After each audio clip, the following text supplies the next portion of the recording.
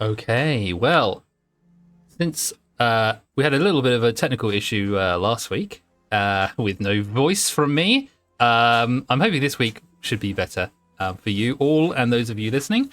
We're going to continue our story, The Curse of Fey, and let's recount what happened last week for those who were listening don't really get the whole all the details maybe of what happened. So let's just go over it in detail again now. So, after waking up or having a night's rest outside these large gates that you'd come to, you took it in turns to keep watch, make sure that you were safe after the battle that you had with these creatures that were pursuing you through the previous day. You managed to get yourself a long rest. You managed to recuperate after that. And during the night, a few of you were, let's say, distracted by various things. Perhaps it was the fact that you're in a new area that you've never been to before. Perhaps you're just still thinking about what happened in the carnival area. Perhaps you were just worried about loved ones that you haven't seen. But for whatever reason, some of you were slightly distracted from your watch and may have not quite kept a good eye on everything as you would have wished. One of you that did keep a good eye out was that of Kane. I believe you saw in the woods a bright light, some glowing kind of orb that were just sort of drifting in and out between the trees. And you did pass that information on to Bula and some of the others, but unfortunately nobody else was able to witness one during the night. However, you had a long rest, as I said, and in the morning you decided to go beyond the gates that you'd found. And these gates were extremely large. There was a huge sort of stone buttress that sort of broke its way through the trees around you, and these large, I think they were about 30 feet tall gates, which appeared to be quite tarnished. The air in the forest where you are is quite humid, and you would imagine that sort of over years that these things have degraded with no one maintaining them. And either side of these gates were these very tall, almost the same size as the gates, these statues. And they looked like people who were dancing, perhaps, but they didn't have any heads. However, when you approached, I think Tisfin was the one brave enough to go forward towards these gates. As you approached, the gates opened, creaking on their hinges automatically. And you cautiously made your way through one by one, through and underneath the archway to the other side. Nothing appeared to happen. You were rightfully so suspicious that something might come along based on the previous day. But nothing happened. But when you turned around and looked at the gate from the other side, you noticed that the gate was in very good condition. It was had been maintained or looked after, but it looked almost brand new. And the statues on this side that mimicked the ones on the previous side were very similar, but they did have heads, and they were of these female elf characters who seemed to be in some sort of mid-dance. And as you proceeded off away from the gates, you just hear a clang as they shut behind you. You then continued further on in the woods, several hours passing through. I can't remember if you mentioned it, but I would assume you were probably still tapping the ground with the end of your halberd, Tisfin, to make sure there wasn't any more quicksand or anything else, and nothing had come along as you progressed through. However, at some point, the path once again split from left and right, and this time, looking down either side of these paths, you saw in both directions a glowing orb that seemed to be sort of hovering around and floating. They both seemed to be this sort of silvery violet color, and they were sort of hovering about. And as you're deciding what to do, they came sort of nearer from these two directions. I think actually you called out to them, tried to communicate, and they did eventually come down. Now, the one on the left was floating around, came up to you. They were cautious. They were sort of flickering backwards and forwards, sort of judging what you were before going too far. The one on the right that was coming towards you seemed to sort of falter a little bit. It kept sort of flickering. It kept sort of almost popping to the floor, and it seemed to be potentially, you could suggest it might be injured or just unwell. But it came towards you nonetheless. When they both came to you and met and saw each other, the one on the left that you'd seen originally came flying and trying to ram into this one that was flickering and bobbing around as if to attack it. And they chased each other through the forest a little bit and backwards and forwards to you and seemed to be trying to injure the other one. And I think it was Bula who was quick enough to actually grab it out of the sky to try and stop it from happening. And at that point, I think the one that was sort of hovering around and sort of fizzing and flickering in and out did attempt to try and, with its a trail of light, quickly write, almost like a sparkler writing in the dark sky, a word. To some varying degree of success. Some of the words you couldn't quite get. Ones that you got, I think, were danger and help. And the one that you were holding on to, Bula, didn't like that very much. And so at some point it got brighter and brighter and brighter and eventually flashed, causing a couple of members of the team, I think it was Kane and Amros, I don't know if it was anybody else who got blinded. I think it was just the two of us. Yeah. And the light was so bright that it actually manages... Sorry, go on.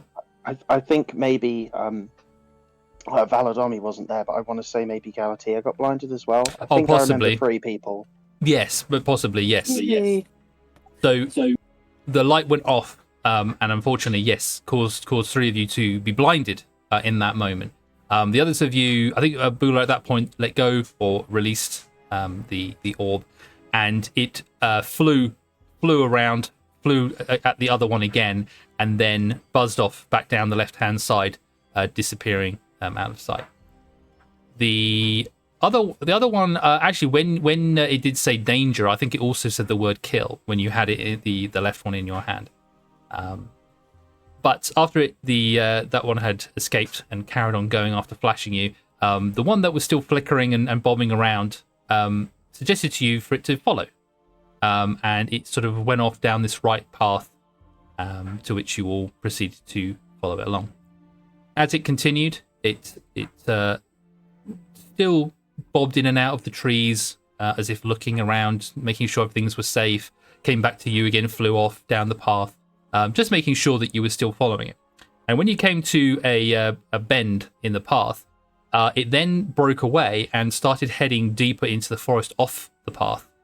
And there was a bit of hesitation from the group. A few of you didn't want to go down. A few of you wanted to see what it was leading you.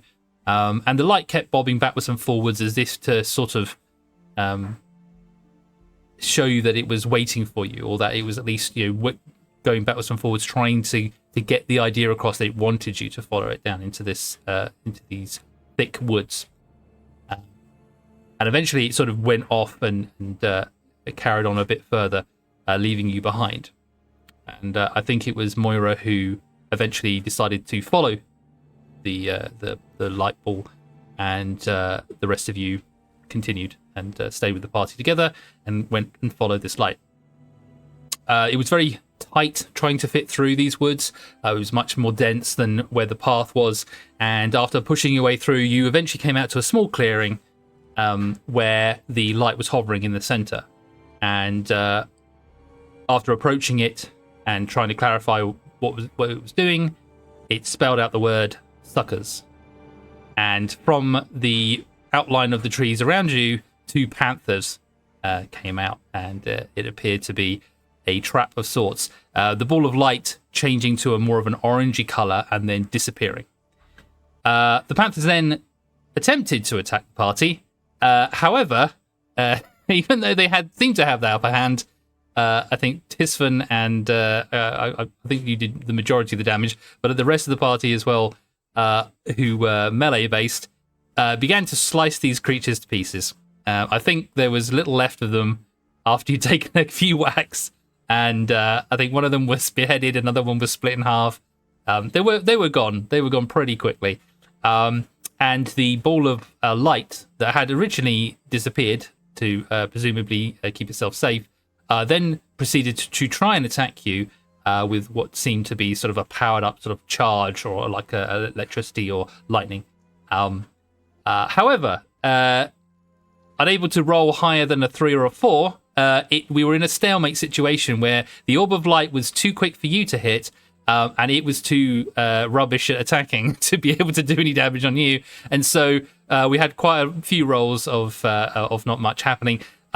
Luckily, though, Amros was able to use, excuse me, magic missile, which we all know is an instant hit, and eventually wore it down enough that when there was a little bit of contact later on with an attack, you did manage to dispatch the orb and kill it. Now, we wrapped up the end of the last session pretty quickly because it was getting late by that point. But I just want to retcon a little bit. We sort of said you got back to the path and you carried on and you got to what you think is maybe a village of some sort in the distance. So that'll still happen, but I just want to go back a little bit to say how you got there after that happened. So, when you were approached by this orb, and once you've defeated it as well, there comes a point where you need to follow your way back without a guide as such. The ball of light that brought you to this point, now not with you anymore, and without any kind of true path, you're sort of left in this clearing, unsure as to which way you came from, or which way it is back. It didn't lead you particularly far, but let's have some rolls to see how long it takes you to find your way back to the path again. So, who do you think would be best in the party to perhaps try and find your way back again? You've all pushed your way through here, but who's going to take the lead to see if you can navigate your way back to the actual path again? Does anyone have very good survival? I'm actually proficient in survival. Ooh. The gasp. So, Bula, you think you know which way you came from? I would say so, probably, yeah. Perfect. All right. Can you give me a survival check then and see if you can find your way back? Because while you had this very short battle, you did get a bit turned around in this area. So, let's see if you can find your way back to the path.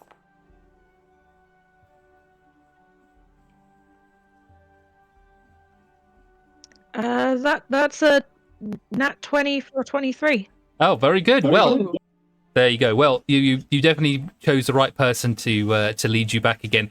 Bula, you're not easily distracted by this thing. You know exactly where you came from. You can see the parting that's between the bushes where you've obviously all brought yourselves through and pushed the greenery away. And there's a clear path that you can see that goes back to the main road where you were before. So it doesn't take you very long, 5 minutes or so, and you go back to the path where you were. Now, the question is, did you continue on that right-hand path, or did you go back to the junction that you had and go down the left instead? Which way would you have gone?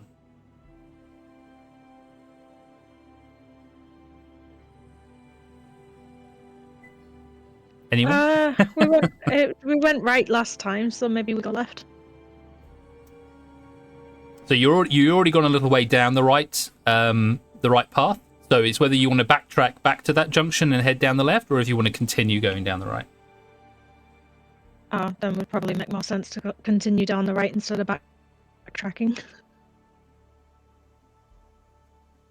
Yeah, is everyone in agreement? Everyone want to do that?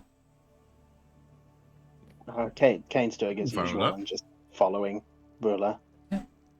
I think that, I suppose, the fact that Bula was able to navigate you back to the path that easily, that probably everyone would consider you the person for the job to navigate the rest of the way, Bula. So it sounds like the rest of the party will continue to follow you. And you do. And as we said, at the end of the last session, you do continue along this path. And it continues in the northwest direction for about a mile before the trees begin to clear. and they thin out. Now the light hasn't ever changed since you've been here, wherever you are. You don't know where you are at the moment. It seemed this sort of twilight for such a long time, but because the canopy is so dense, it may be that it is changing, but it's just not very obvious because obviously it's very closed in. But yeah, say after this another mile or so, the trees do begin to clear and the canopy does open up and thin out, and the undergrowth that has been there as well, and this sort of briar recedes back into the forest, and the noises that you heard there around you seem to quiet as the dirt path that you're following underfoot gives way to slick, wet cobblestones, and you begin to see a more man-made path leading you out into a very large open grassland. And as the cobblestones come into effect and the canopy recedes, you realise that actually it's just started to rain, and a fine sort of drizzle is falling from the sky above, and where you were in this very dense, humid area, the refreshness of this refreshing rain on you feels quite nice. As you proceed a little way down this cobbled street, you see in the distance, you begin to see tall shapes that you recognise as a village dwelling, with one large tower roughly at the centre of the village, or from your point of view, that reaches high up into the sky. And at its top, you see a bright violet light, almost like a flame, illuminating the sky like a beacon, sending sort of harsh, dark shadows from the buildings that you can see in the distance. And that's where we left you last time. So the question is, what would you like to do now? I see civilization. As it starts to rain a little bit, Galatea will stop for a minute and just close their eyes and face the sky and take a deep breath and sort of seem to wake up a little bit. I don't think they've been with it all day. They've just been following like a zombie. Yeah, there's a lot has happened in the last day, potentially a day that's gone past. Yeah. It's still a little bit disorientating, having been brought here towards the evening of the time when you were at the carnival, and having a rest, but not quite sure how long it is that you've been here in this area. But you are well rested. Even this journey this morning hasn't actually been that much compared to what you did yesterday. So, but you're still feeling the effects of that.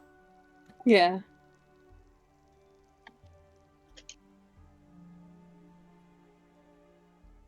So, civilization. So do you continue towards this potential village? Yeah, I I'd would think vote so. that we check it out at least. Cautiously. It might be a good spot to find out where the heck we actually are. We're possibly also trekking into territory where there's a lot of people that might not be happy to see us. Can we tell anything about the town? Does it look anything like Daggerford? You'd have to get a little bit nearer to see. But if you want to give me a perception check, you can tell you what you can see from here. Yes, please.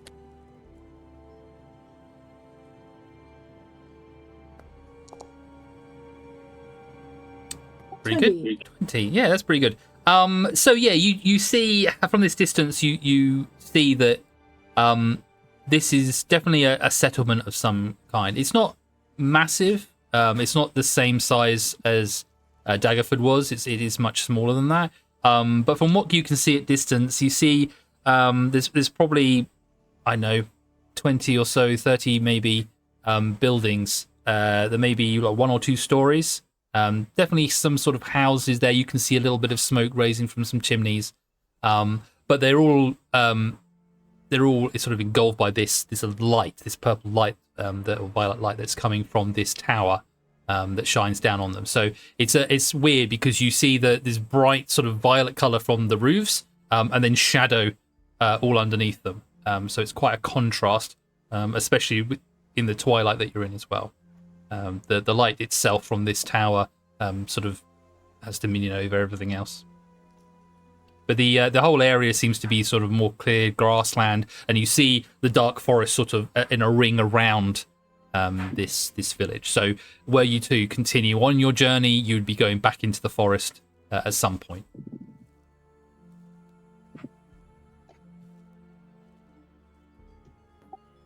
I mean, it's not Daggerford, but it's somewhere. I suppose if they're hostile, we could always run. More hostile than everything out here. I haven't exactly had a good impression of the beings that dwell here. They're either dead or trying to make us dead. So surely a village should be safer. I'd like to think so, but can we guarantee it? Oh no. But what choice do we have? A village we might at least have a chance to communicate. I mean, fair enough. Last thing we tried to communicate out here tried to lead us into the maws of panthers, but at this point I would take my chances. Bula's gonna kind of get a little bit excited, and you can see her almost like bouncing on the spot. She is that excited with things, and she's gonna like, oh, what if it's more of those things we've been killing? You know, those guys with the claws? Ambrose Yeah. is just gonna look at her a little bit like, you're excited about that? He's not saying anything, but he's giving her that look. I think we should have a look. At least. Should we send out like someone to go and check sneakily before we all enter?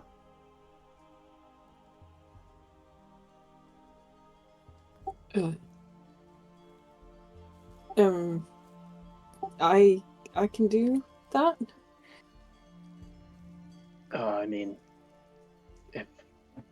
if you're able, I maybe it mean, would help. Yeah, I've been living in on the road in forests all my life, and I can navigate. At this point, can I possibly hand over the cupcake of invisibility that I have to Galatea? Of course, yeah. Yeah, I'll hand it over to you. Oh, thanks. I'm not hungry, but Well, someone I somehow managed to win this pie eating contest back when we were in Daggerford, and I won this cupcake that's supposed to make you invisible if you eat it. So I thought if they do turn out to be hostile, just eat the thing and get out of there. oh, okay. Galatea nods and takes it, looking at it sort of suspiciously, but then nods to Kane again. Don't ask me how I managed to keep a cupcake in my bag perfectly preserved. It looks fine. If you're It- worried, I got some pixie dust that I won that's supposed to allow you to fly. I'm not sure exactly how it works. It was something I won from the carnival too. Just if you want a different alternative. At this point, Galatea will sort of look over their shoulder, realizing they're still wearing the wings from. Yeah. Yeah, you are. Unless you took them off, you're all still wearing the fairy wings that you were given. Apart from Tisfin, who carried theirs, I believe. Yup. They're just gonna shrug and not having anywhere to put them really at the moment. No. Perfect. So, Galatea, are you going to go off, are you, and scout ahead? Yeah. Perfect. Okay. Are you just walking up? Are you trying to be stealthy, or how are you? Stealthy. You're being stealthy. Okay. So give me a stealth roll then. Let's see how stealthy you can be as you proceed up. And as you're going, you can see that there seems to be multiple sort of paths from different areas of the forest that all sort of congregate in the center of the town. So the path you're leading will sort of take you into sort of the middle area, but you could definitely sort of drift to one side of the path, go across sort of the grass instead, and there's no outer wall as such around this little village, but there are houses, that don't necessarily face forward, so you might better sneak up behind one of them if you're stealthy enough. Yeah, I'll try and find the most optimal path for having a look, but still staying mostly hidden. Yeah, definitely. Another 20. Oh, another 20. We're doing well today. Let's hope we don't use them all up before anything happens. Four, so that helps. So you keep low, and you have a cloak, don't you, that you're wearing anyway, sort of like you keep yourself. So if you keep yourself low to the ground, it would be difficult to see you, and you travel up on the path, and you get close up to some of the buildings. How close do you think you want to get? Or 10 feet, 5 feet further? 10 feet for now. Yeah. Okay.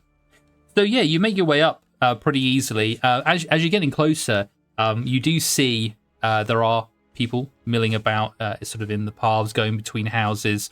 Not a great deal. You see about 3 or 4 people, and they are a mix of goat people. It looks like very similar to the Madame Katrina who you had met, who had began to tell your fortune at the carnival.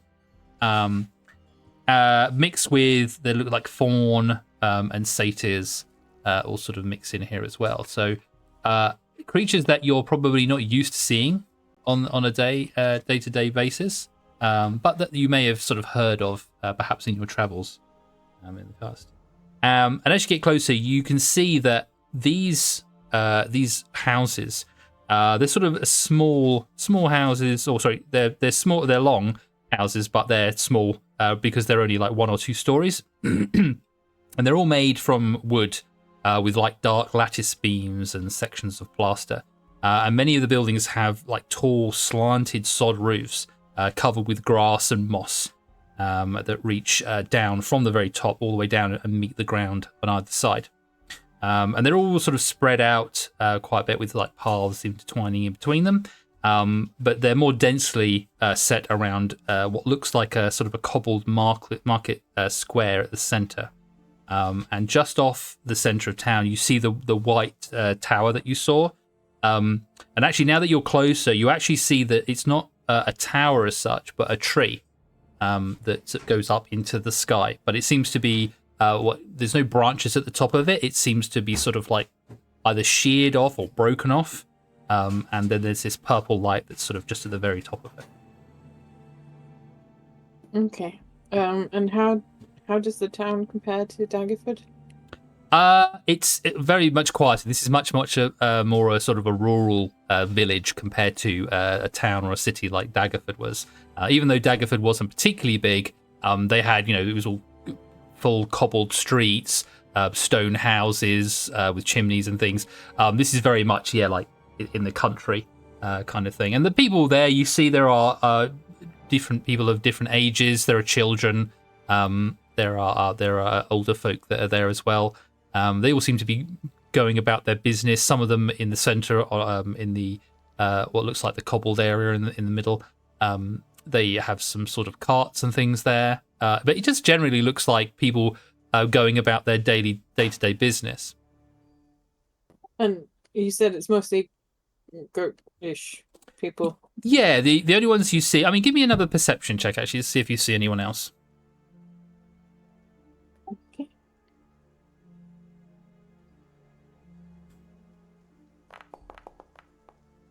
There you go. That's not a limit. From your, because you're still a little way out, you're keeping yourself back and not sort of progressing further into town.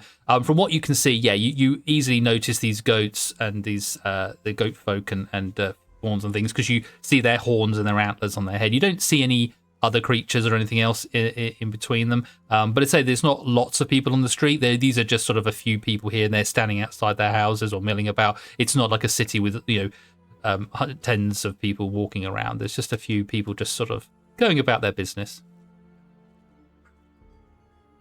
Okay. I'll sneak back to the group and tell them what I've seen. Cool. Do you want to give me another stealth roll for getting back? Yes. Excellent. Don't sound so excited.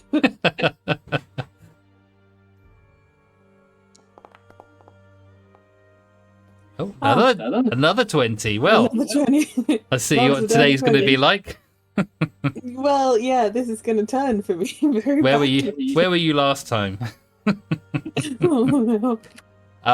So yeah, you effortlessly make your way back, unseen, unheard, and make it all the way back to your group.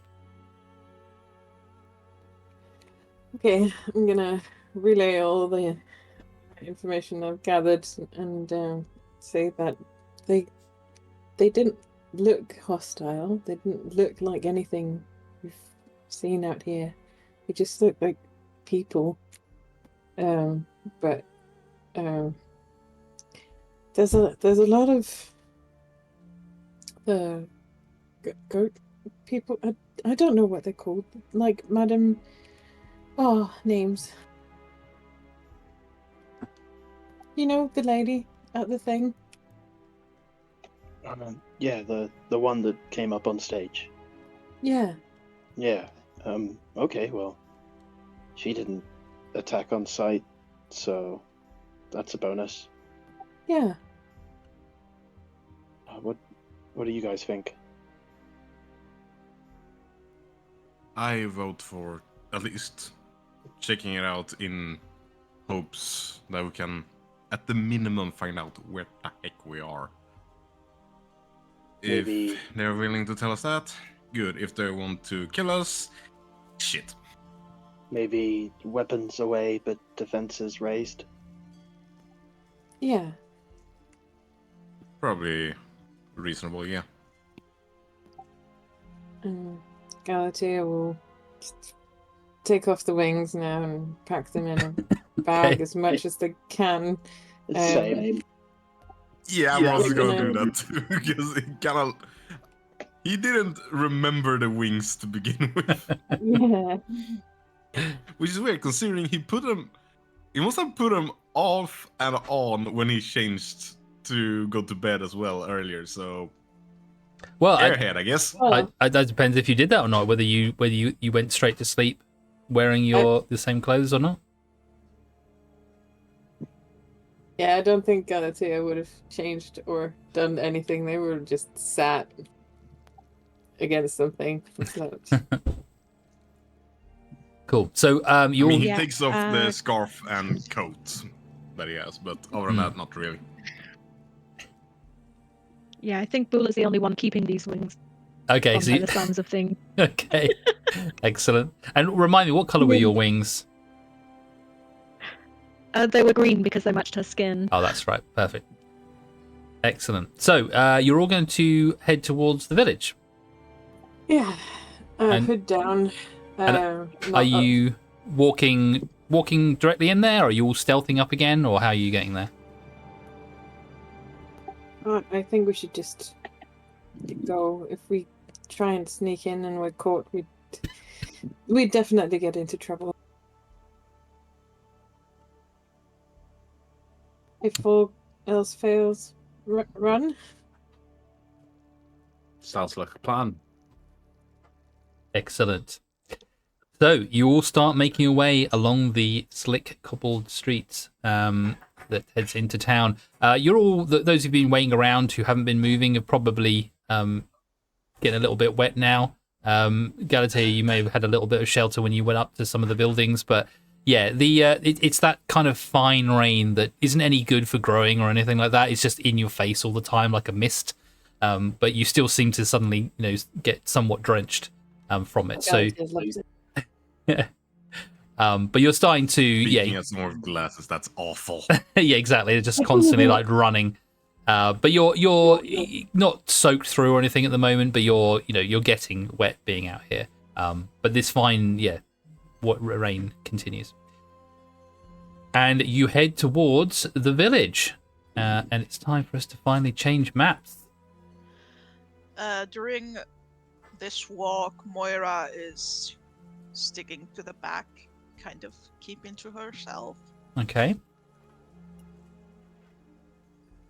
And as we're walking, since it's going to take a minute or two, Bula is going to just gently lean in towards Kane and say, "Hey, at least I have my fists." And then kind of give a little giggle, like she's proud of herself for thinking of it. Yeah, he'll sort of turn to her, maybe in a slightly hushed voice, not wanting to alert these people in the village too early to their presence. He'll sort of turn and say, "Yeah, well, yes, that's very true, but don't be too hasty to use them. We'll use our words first." Excellent. Well, as you all approach, you see exactly what Galatea had mentioned to you. Several houses come into sight, all of pitch roofs that are covered in sod and grass. Some of them growing various different sort of plants and flowers on the side of them, but mostly just a sort of a thick green lush grass that sort of covers the roofs. So from certain angles, you might not even see the houses initially from distance. And they're all well-made wooden structures. And as you follow the path along, you become aware, all of you now, that the tower that you saw from distance, yes, is definitely, now that you're nearer to it, you can see that this is a tree, not a tower itself. But it would have been a pretty big tree had it not been cut short in life, being that it has no branches on it at the top. It just seems to be either broken off or snapped off, and this light is just emanating from it, casting shadows, long shadows from all the buildings. You carry on along the path, and it carries on. You should have a control of your characters if you would like to move them up, and let me know where you want to go or what you want to explore.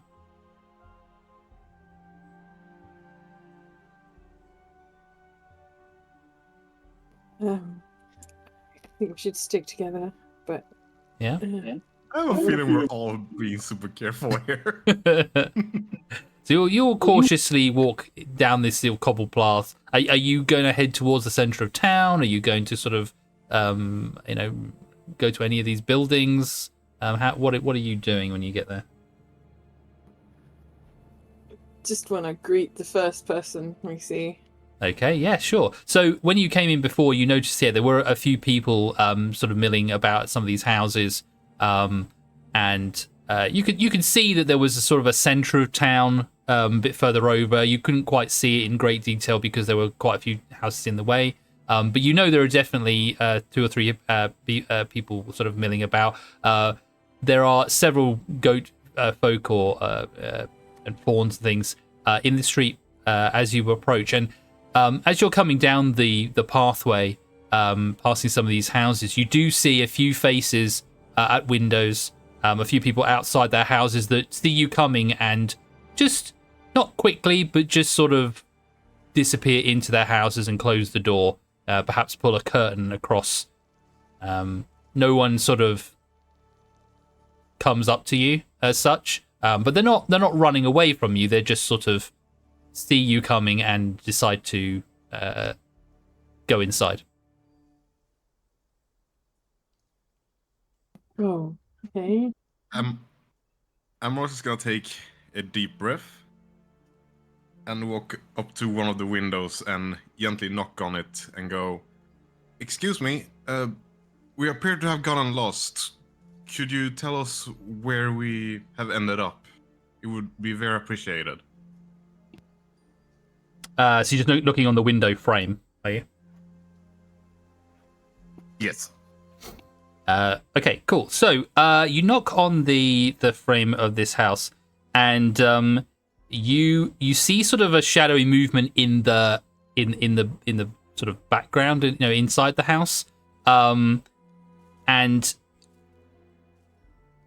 eventually you sort of hear a sigh, and someone. It sounds like someone who was potentially didn't want to come and say anything to you, but knows that you probably won't go away if no one comes to the window. So after a couple of moments, you see a elderly fawn, a woman, who comes towards the window. She's probably the ages for different creatures are going to be vast, so I'll just explain to you, like in human terms, how old they look, so that we've got a kind of reference. So she looks like she's in about her 80s. She's only just over 4 foot tall, and she's got short curled white hair and brown eyes, a light tan skin. She's a little bit bow-legged and walks with a cane, and she sort of comes up gently up to the window, and sees you, Amros, and says, yes, what can I do for you? Greetings, madam. Me and my traveling companions have gotten lost, and we have no idea where we are, and we would be very appreciated if you wouldn't mind telling us where we have ended up. We got lost in the woods. That's very careless of you. Well, you're in the town of Lankshorn at the moment. Do you need any more information than that? Does that suffice? Linshorn? It's not a location I'm familiar with. Yeah, Lankshorn it's called, sorry. Huh? Can you spell that for me, please? Lankhshorn. Oh, cool. Or you can look at the top left. It actually says Lankshorn.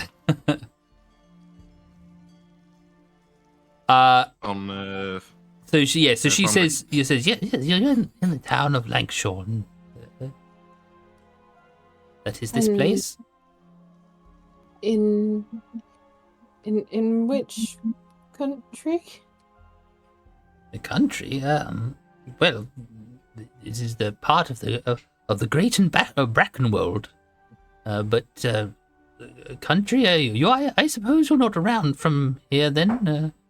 And she sort of looks out the window at the band of very different creatures traveling with each other. Yes, strangers, I suppose, this area. Mm-hmm.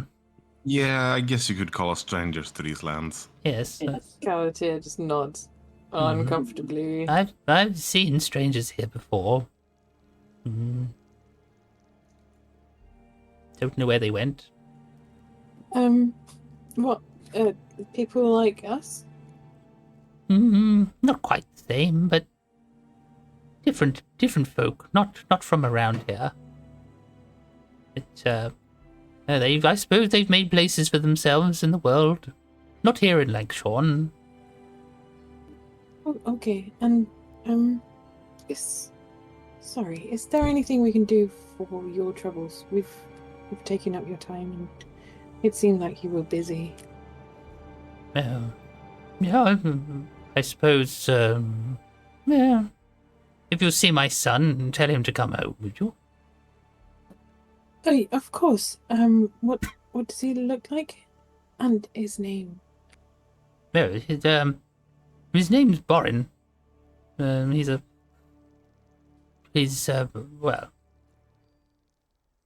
I call him my son, but he's more of my grandson. He's in his 20s, I suppose, and he's got long blonde ponytail and green eyes. He's quite well built. He's a lumberjack, you see. But, since the lumber mill is closed, he's always off trying to sort things out, find new work. But he hasn't been home for several days now. I haven't seen him. He's probably in the inn getting drunk, I suppose. We'll keep a lookout for you. I appreciate it, thank you. And I suppose anybody else said it, but I would say welcome to the Bracken world, and I hope you find your way back to wherever you came from. And she just pulls the curtains together as a sort of definitive goodbye. Thanks. Amorous returns to the others and relay what information we managed to get. Peculiar lot.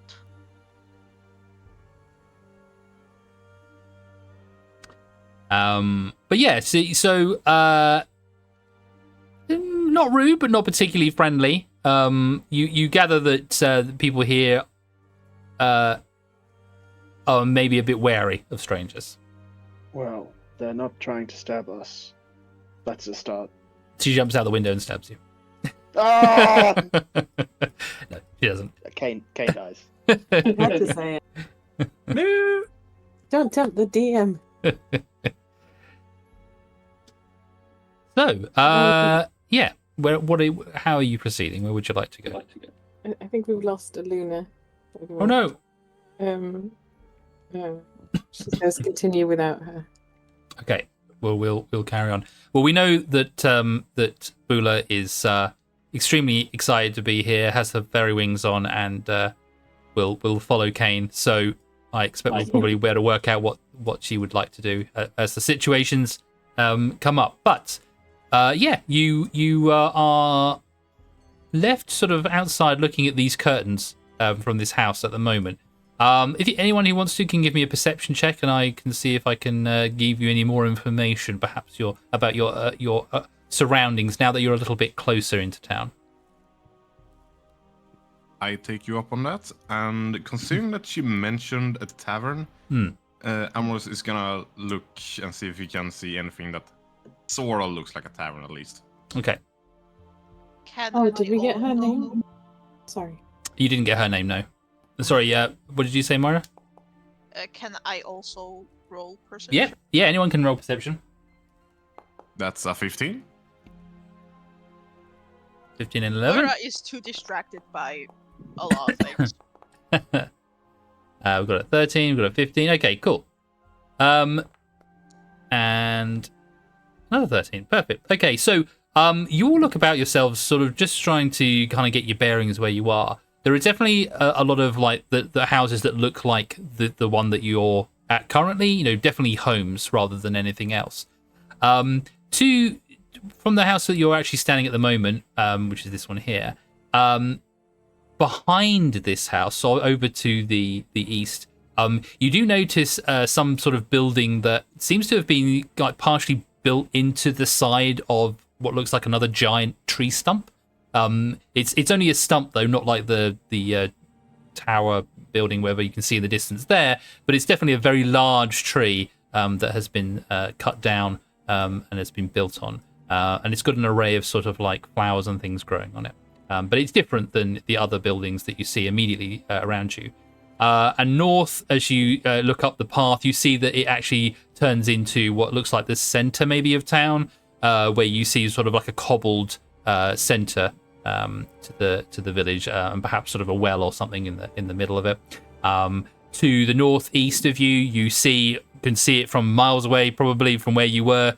You see the big tower, the white tree with the flaming pinky violet color on the top. And to your west, you see more sort of houses, more homes and things. There are a couple of buildings, though, that you do see that seem to be a little bit more decorated, perhaps, than other ones. To the sort of the northwest of you, there is a house that seems to have blue flowers and things growing from it as well. But yeah, I guess you'd have to go a bit further in to identify these buildings a little bit further. Amorous is gonna move over to the house built by the tree stump. And Okay.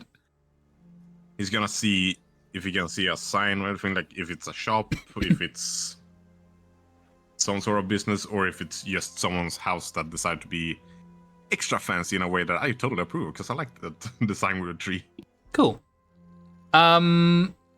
Cool. So you, the rest of the party following, or are you just going off on your own? I think we're best sticking together. Yeah.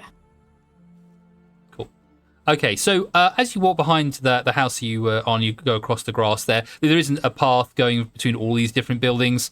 Some of this area is quite sort of dense and a bit boggy because of the rain as well. But you come up behind this building, and it does appear that you're like at the back of the building. It seems like the structure that is coming out the side is more around the other side of it, but you can see the side of it as you get closer. And this, as I said, this building is partially built onto the side of this giant tree stump. It's actually probably one of the taller houses sort of in this area. It's about 2 stories high, and actually with all the sort of roots and things growing around it and the flowers on it, it's quite it looks quite enchanting. It's got peculiar shaped stained glass windows that are sort of dotted around the front of it, that give it a kind of unique look. There doesn't seem to be any particular sort of thought process to make this like standard windows, you would say. You know, they're the same sort of shape and size for easy construction. These are very random, these windows, different sizes, different shapes. It looks quite interesting. And you see a plume of twisting smoke drifting high into the air from one of the hollow, what you assume is a hollow tree branch coming from this tree stump. But yes, the entrance to it appears to be rather on the other side, more to the east, if you would like to continue moving. Yeah, I've slowly been moving my character, just seeing if anyone else wanted to tag along. The others are just watching you, say he's going to hit quicksand in a minute. Just for Waiting. I'm kind of expecting it at some point. We already had one that nearly drowned in it. And they're 60 feet away. I'm sure they'll better get you in time. So yeah, you continue moving. So you can just move yourselves around to the front if you'd like to get through there. And as soon as you go round, perfect. I see a sign on the design. exactly. And so as you move round to this particular building, you see that there is what you see first, actually, or what you sense first, is the smell of cooked meat that drift in the air, and gentle music that you can be heard from inside. None of the windows are open, but you can hear it sort of emanating from the outside. And over the door there is a sign that you read that says "The Thirsty Oak." It looks extremely inviting. I think I found the tavern. It seems extremely inviting, especially after your perilous journey through the forest. Hey, at least it's raining. No? Yeah, okay. Fine. I don't think Gatia does joke very much. But yeah, this does appear to be a tavern or a pub of some kind, based on the name. So yeah, it's up to you. Would you like to enter? What do you say, guys? At least taking cover from the rain? True. I like the rain, but I'm hungry.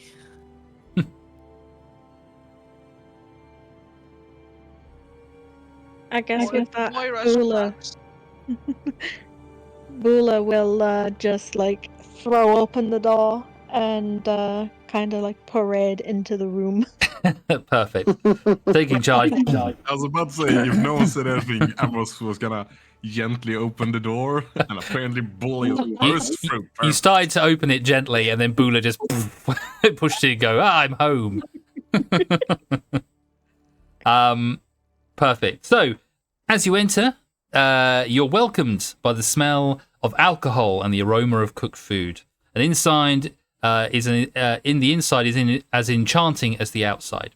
Branches grow from the tree stump and wind their way across the ceiling and support the upper floors. Lanterns hang from the ceiling, and a small fireplace crackles in the corner of the main room. Above the fireplace, you see various colourful ornaments that seem to be hanging there, decorating the tree itself. There seems to be a collection of odd collection of various pieces of clothing. It looks like for some reason they all seem to be pinned above the sort of the fireplace. The tavern itself appears to be relatively quiet at the moment, with only a few villagers enjoying a drink or a meal at smaller tables. And as you bust your way into the tavern, they do sort of take a back suddenly and sort of grab their ale and their plate of food in shock as you all sort of come through the door, but not worried enough to leave their table. They, for a moment, sort of see who you are and then kind of go back to their drink and their food, just sort of eyeing you out of the corner, just keeping close eye on you, but continuing with what they're doing.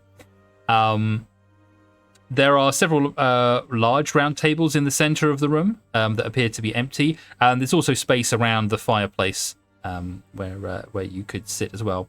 There is a bar in the to the left of the main hall, and you see there is a goat person who looks to be like the bartender, and he's currently talking to a customer who's sitting at the bar.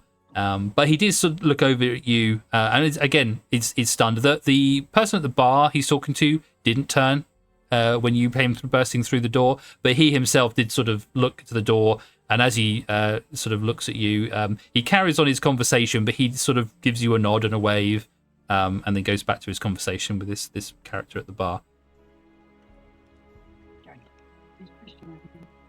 Can I see any blonde ponytails? Ooh. Give me a perception check. Sorry.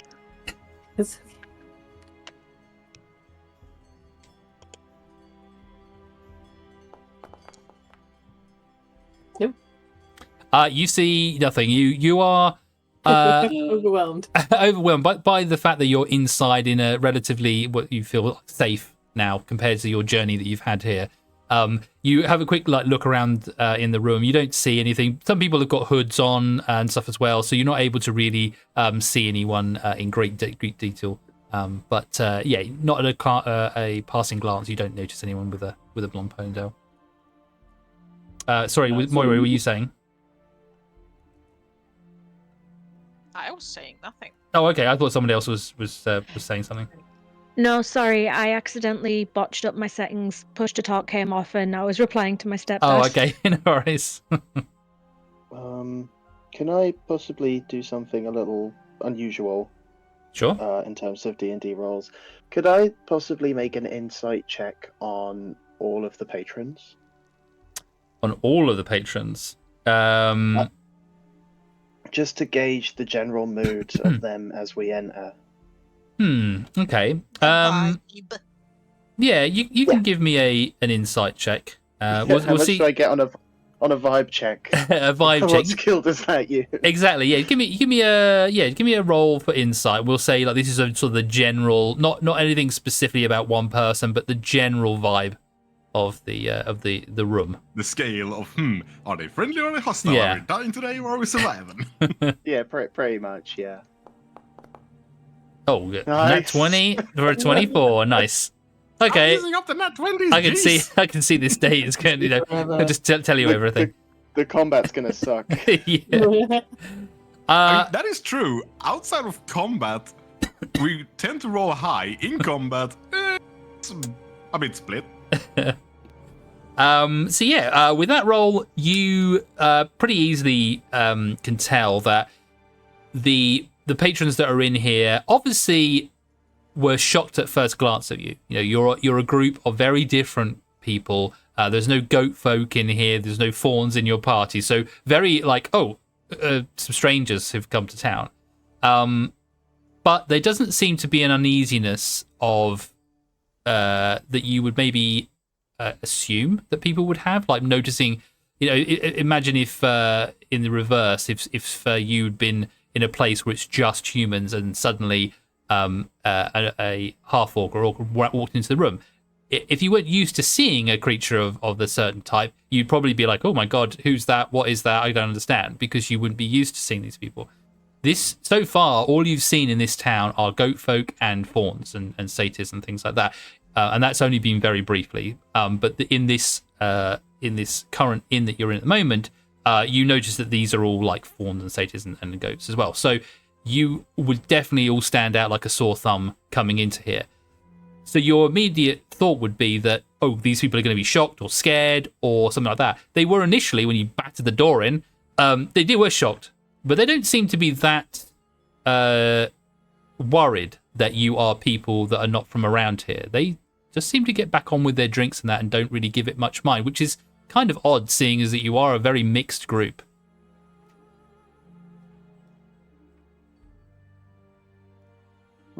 Okay.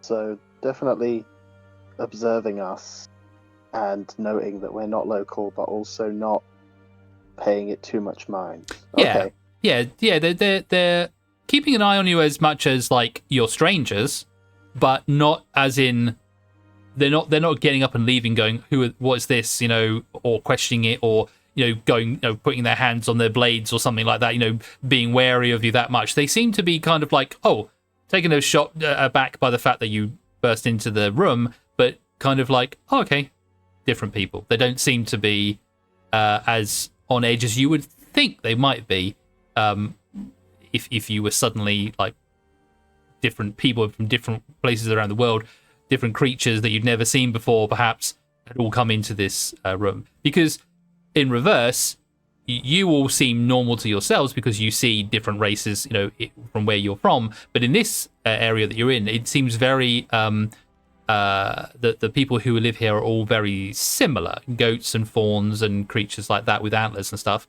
The only person who probably blends in slightly more is probably Amoros, because he also has a set of horns. But everybody else, you think, like, everybody else looks very different, to them. But they don't seem to either care, or they don't seem to be shocked in seeing you.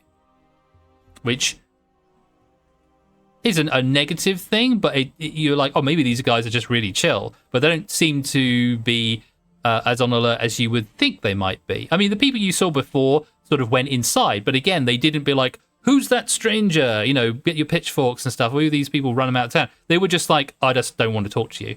But they weren't taken aback by, I've never seen a half-orc, or I haven't seen these humans, or, whatever you might be. They're not like, oh my God, staring at you, being some sort of complete anomaly.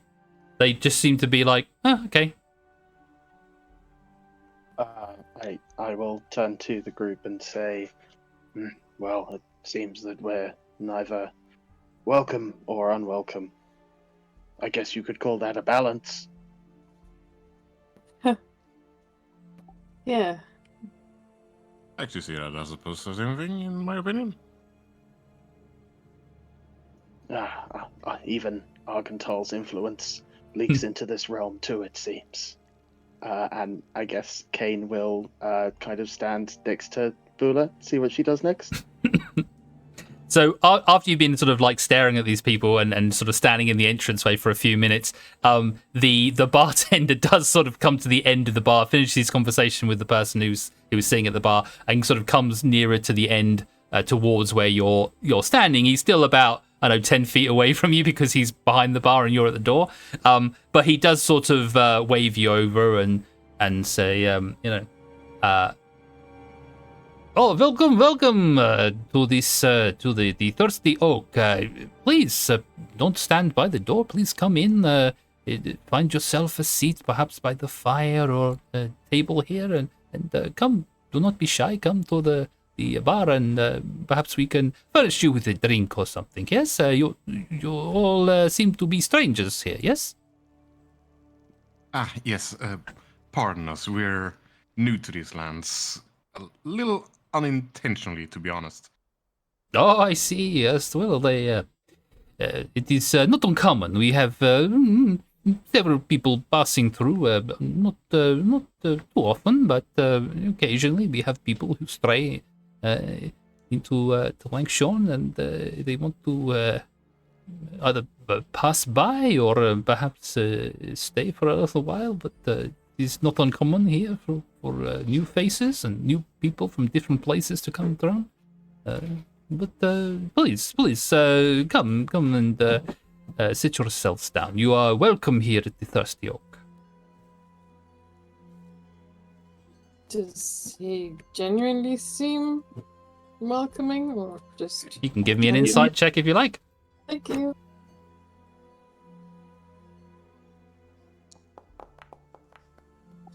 Seven. Difficult to say. You can't really read him. It's difficult. He is. Let me give you a description of what he looks like, because I don't think I have done so far. So yeah. So he is a goat folk, very similar again to the ones that you've met so far. He looks like he's only about sort of 4 or 5 feet tall to you, but it does appear that he's hunched over. So you think that perhaps when he was standing, he might be like at least 7 foot tall. But he's sort of hunched over. He's got quite a long neck. He's got dark skin and a long white hair, sort of like coats over his body. He's got 2 curled horns on the side of his head that reach down to his cheeks, and he's got these sort of bright white eyes. Not like blind, but you can see they're very, very bright. The color of his eyes. And you see he's stooped over. He's wearing a maroon-colored robe, and it's got sort of like a detailed pattern in silver around the edges. And as he turns his head, you notice that he's got like a silver earring that just sort of hangs from his left ear. But he when he comes in, you don't notice any deception in what he's saying. He seems as welcoming as any other bartender that you've met previously, and he just says, "Oh yes, please come in, please. Perhaps I can furnish you with a drink or a meal, or have you traveled far to get here?" I think so. You think so? Yes, many people do not find themselves here through different circumstances. Perhaps not always intentionally, if you get my meaning. I'm beginning to. Can I ask, have you ever had anyone from Daggerford? Daggerford? Not that I have heard of. Someone you know has come by here recently? A friend, perhaps? Maybe. Oh, have you seen anyone with a blonde ponytail, by chance? Blonde ponytail? Probably you talk about Borin, yes? Yes. Yeah. Borin, not seen him for a few days now. I know he was in here 3-4 nights ago, and I believe he was going to speak to the Scarwood Guard. Something about the lumber mill being closed down. He seemed to be riled up about it, but I haven't seen him for a couple of days. I assumed it had blown over and he had gone home. He lives just the house, and he points through the wall, sort of in the direction of where you came from previously. Over there, his grandmother is there. Maybe he's home. Yeah. We just came from there. She's worried. Oh, she has seen him as well. No. It's not like Orwen to be worried about these things. Sorry. Do you have any trouble here? Any trouble? Any trouble? Well, the big question. I mean, generally, the rooms are pretty good. I don't have much problem cleaning them. The kitchen has been okay run so far. I mean, sorry. I mean, in the area, not. Oh, in the area. Yes. Sorry, I thought you meant my business. No, it looks lovely in here. Oh well. This big question. I mean, how much time do you have? Immediately in town. I would not like to speak out of turn, but perhaps it is not uncommon knowledge that we have the guard who are here in town, not well liked by the townsfolk who are here, and they it's difficult to say without knowing who is listening. And he sort of looks around the bar, just gives a glance around. Wouldn't like to rile things up, you know. But yes, Scarwood Guard is probably problem for people here. But in general, outside world, oh yes, many problems, and of course. Oh well, excuse me. Perhaps you do not know. Sorry to be one to break this to you, but you kind of like the rest of us here, stuck in Dolomwoods, not Dolomwoods, Brackenwold. Stuck? Yes, stuck. Cannot leave. Oh. Yes, apologies. It is difficult when you have come from place I am not sure of, but I assume, as others have said before, you find yourself here in woods, yes? Yeah. Yes, and through some means found your way here, and you expect to be able to find your way home, yes? Very much like that, yes. Yes. Fortunately, this is probably not possible. Probably best that you find a nice place to live out the rest of the days. Galatea just What? flops down on chair. He seems very nonchalant about the fact that you can't go home, as if like it's kind of like a regular thing. Like, no, don't worry about that anymore. I think even Kane would be affected by that. But please, that have a drink, food, if you feel better after this. What? I don't understand what you mean. What? Everyone's stuck here? Yes, it's difficult. I've had similar conversations before with other people from, I'm guessing, Mortal Realm. Yes. People do not know history of Brackenwold. Perhaps I will explain over drink. You thirsty? I mean, you're not thirsty. That's fine. I'm happy to talk. But if you would like to be more comfortable, perhaps by the fire, I can explain more to you. If what you're saying is true, maybe I could do with a drink. Yes, I have many drink. I suspect it's something that you have had before. Perhaps do you all enjoy ale, or perhaps want something finer? We have wine, very good wine that is made here in this area. Not too much stock at the moment, but perhaps is something you would enjoy, or perhaps are you not drinking the alcohol? Perhaps you would like something more still. I wouldn't mind something light and fruity. It tends to cheer up. The light and fruity.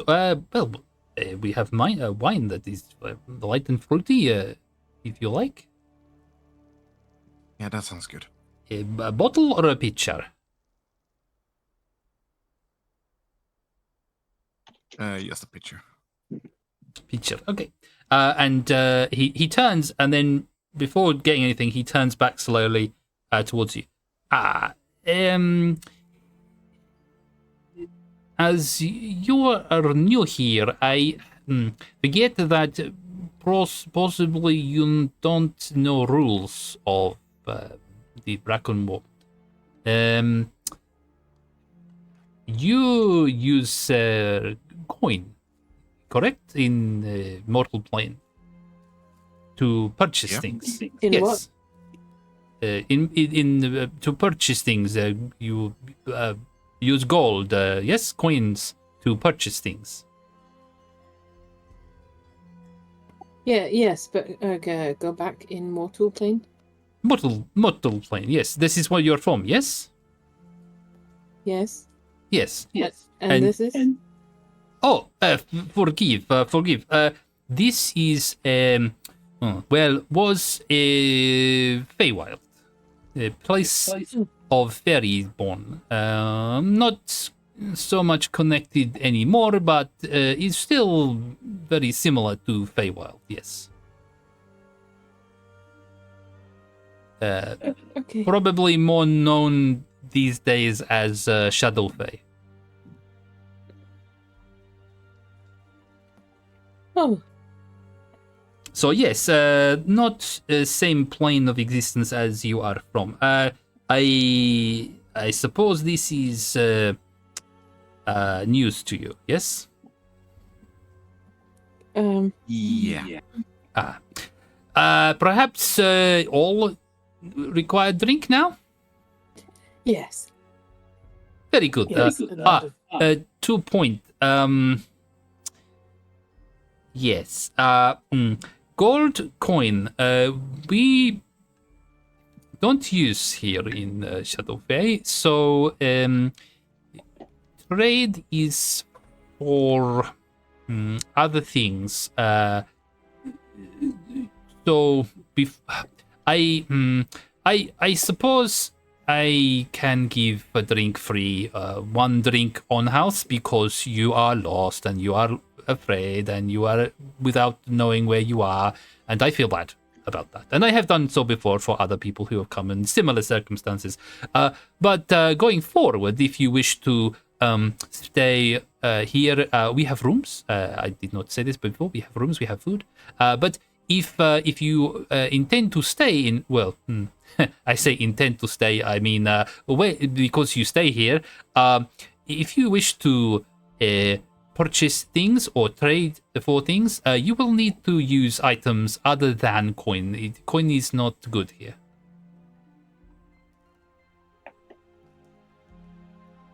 Well, what can we use if we need anything else? Well, some people have specific items that they require.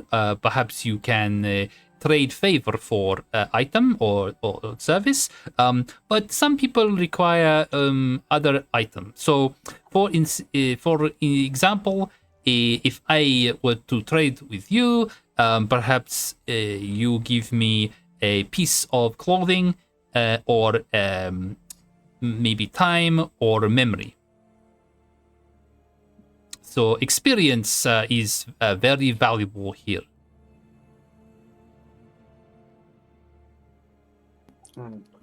When you say trade in memory, do you mean like tell a story, or do you mean giving up a memory?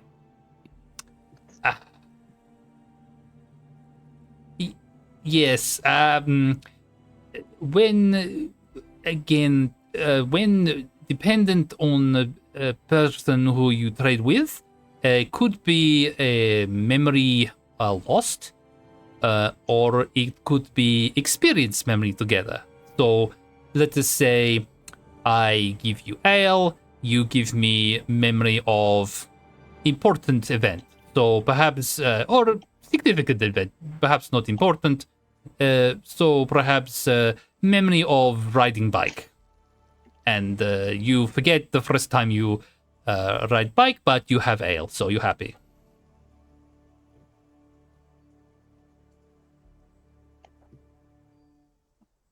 That's a horrifying concept. It does not have to be memory. It can be, for instance, see wall. And he points to the fireplace, and above it you see, now you're looking at it a bit closer, now he's pointing it out. You see that above the fireplace itself, there are different pieces of clothing that are sort of pinned onto the wall. They're all different colors and sizes. And you see that there's sort of a single glove and a belt, and then the sleeve of a shirt. Just to name a few things, but they're all different colors and different, from different people, perhaps, or different times, different fashions. And he said, I like to decorate, and this clothing I ask for people. So people give me a piece of clothing, and I provide drink or food or items such as this. Some people are able to trade favor, though. So if say I want a job done, I can trade for this. So you help me find vegetable in garden or something like this, and then you come and tell me you have vegetable. I say, oh, good, I want vegetable, and you can stay here in my house for a day. Also, you make this. But I should point out that in the Shadow Fey, it is important that you never break promise. This is very, very important. Never break promise or repercussions.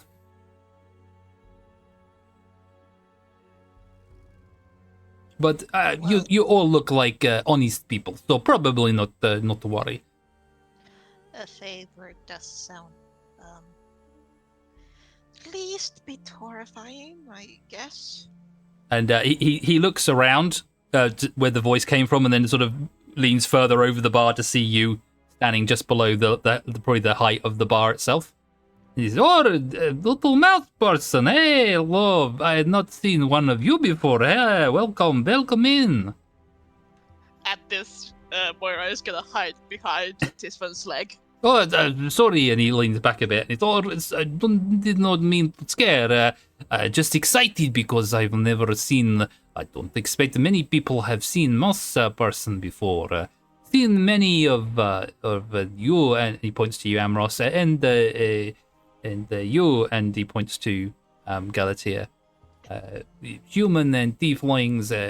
Seen many of you, and Havork, and Elfin Man, yes, but not many, not ever seen mouse folk.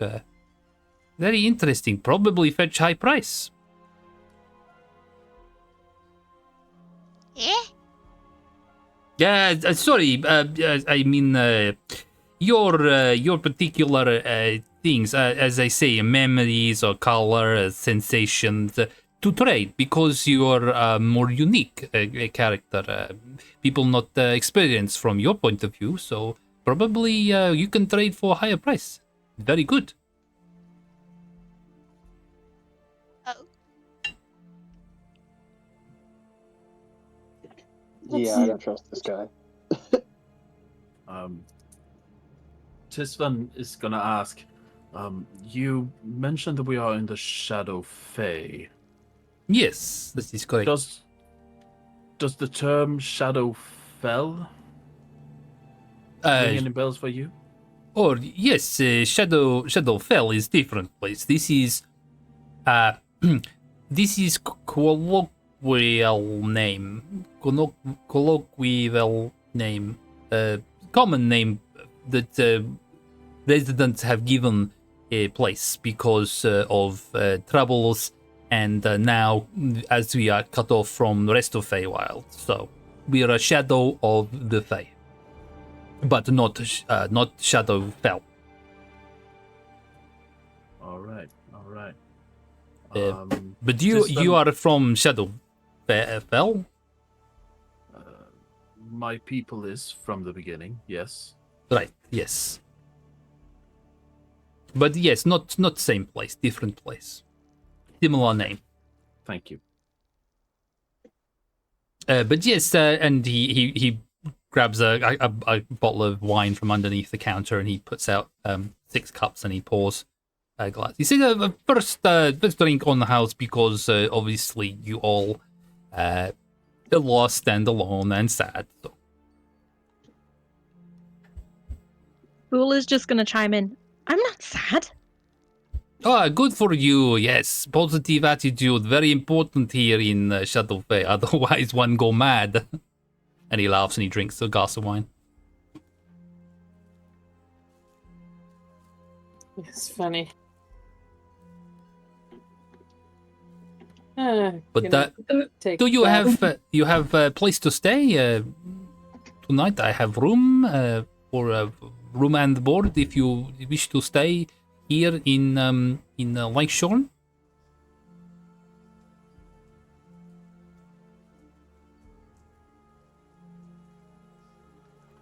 Well, we just arrived into town, so no, we do not have a place to stay just yet. What would it cost? Are there any favors we could do for you, for room and board for at least the night? Oh, let me think. Favor. Well, I suppose. What do I want? Is anything I want?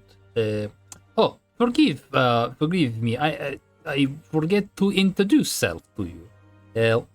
Very, very rude of me.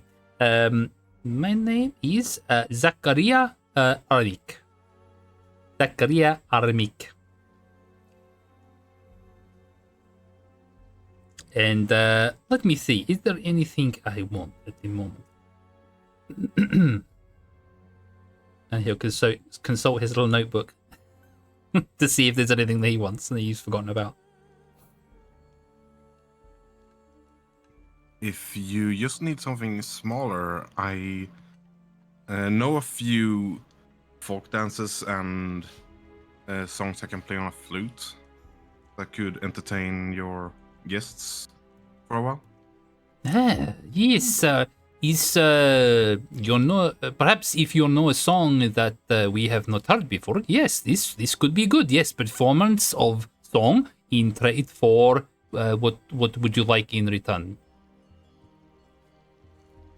If possible, a room. If not separate rooms for all of us, maybe one room that we can share at least. I can trade for one room for one song. So room probably fit two.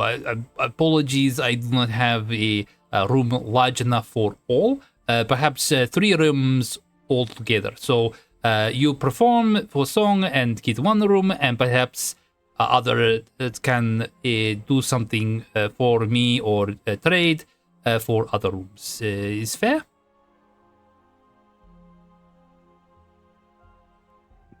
I'll do what I can. And Amos looks to the others, seeing what they want to do. Boola's gonna kind of get excited and be like, I can cook. I learned how to cook before. I could make you something real nice. And he looks over at you as this is I have to ask Lisser first.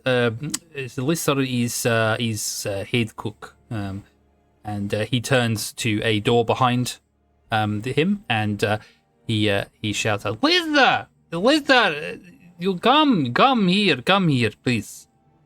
And after a moment or two, you see a large furbolg woman come through this tiny door and sort of come out into the room, and she said, "What do you want? I am busy." So this woman is furbolg. She is about 6'2". She's got bluish grey skin with white freckles on her cheeks and a sort of a rosy pink complexion on her nose. She's got a thick, curly mass of matted orange hair that flows down her back with a chunky, tight braids that frame either side of her face. And she's got messy, thick bangs that sort of cover her face to the tip of her nose so that her eyes are almost impossible to see. She's got 2 long, pointed pointed ears. Excuse me. Two long pointed horns stick straight up from her head, with thin ribbons of different colours tied around them. And she's wearing a white off-the-shoulder ruffle trim blouse with short sleeves and a brown leather underbust corset. She's got covering her legs is a long green skirt, which is hitched up with chains at the side to allow her for better movement in the kitchen. And she has a short leather pixie boots on her feet. She's got multiple belts surrounding her waist, and she's currently holding. The belts hold knives and utensils, and excuse me, hanging off the side of her belt is a very large meat cleaver. And she says again, "What do you want? I am trying to cook in." Oh, you have strangers here. Hello, my name is Lisser Vandergon. Welcome. You're all waiting to have food, yes? Bula's gonna put out a hand for a hearty handshake and be like, "I'm hoping I can help you. Maybe cook you something myself." And she sees your outstretched hand, and she'll clasp it with great vigor and give you a good hearty shake. And she'll say, wonderful. Hey, please come in. If you have new recipes, I would be delighted. I'm so sick of customers here complaining all the time about the same food. So if you know a new recipe, you please come. And she'll lead you, if you like, behind the bar into the kitchen. Absolutely, I will follow her in there. Perfect. And you follow her in there, and we'll just turn back to the others to see what they're doing first, and then we'll follow up on that in a second. So Amros, you were going to do some kind of performance? Yes, Amros is gonna whip out a pan flute that he has in his belt. And he's gonna walk over to the fire, goes light. And he's gonna play a song that... This is actually a Swedish one, so I doubt many people will have known it in our chat here, but I will link it later. But it's known as Take Me For Who I Am. And it's a pretty upbeat song in... I can't freaking think of the memory right now, which is typical of me. But it tries to play it and dance and stamp along with the tunes to kind of lighten the mood of the place, I'd say. Okay, fair enough. So, so you're gonna get out your whistle and you start playing it. All right. So, are you just doing this on your own? Is anyone else performing with you, or is it just a one-off thing? I'm open to if anyone wants to join in. Galatea is just very quickly drinking the wine, staring into nothing. Okay, so it sounds like it's just you on your own, Amros. So give me a performance check for me to see how well. That's what I should be good at. It's more I suppose, not a test this time of like how well you play, but whether or not it's a song that captivates your audience, whether it's something new that they haven't heard before. Could have been better, but it wasn't too bad. 11. So yeah, it's not too bad. There you see that the patrons on there listen to you, and they sit back in their chair and they nod along, and you play your song very well, and it seems to be one that captivates its audience, and so Zachariah is pleased with that. He's very, very good. Yes, I like song. You like song. What is the name of the song?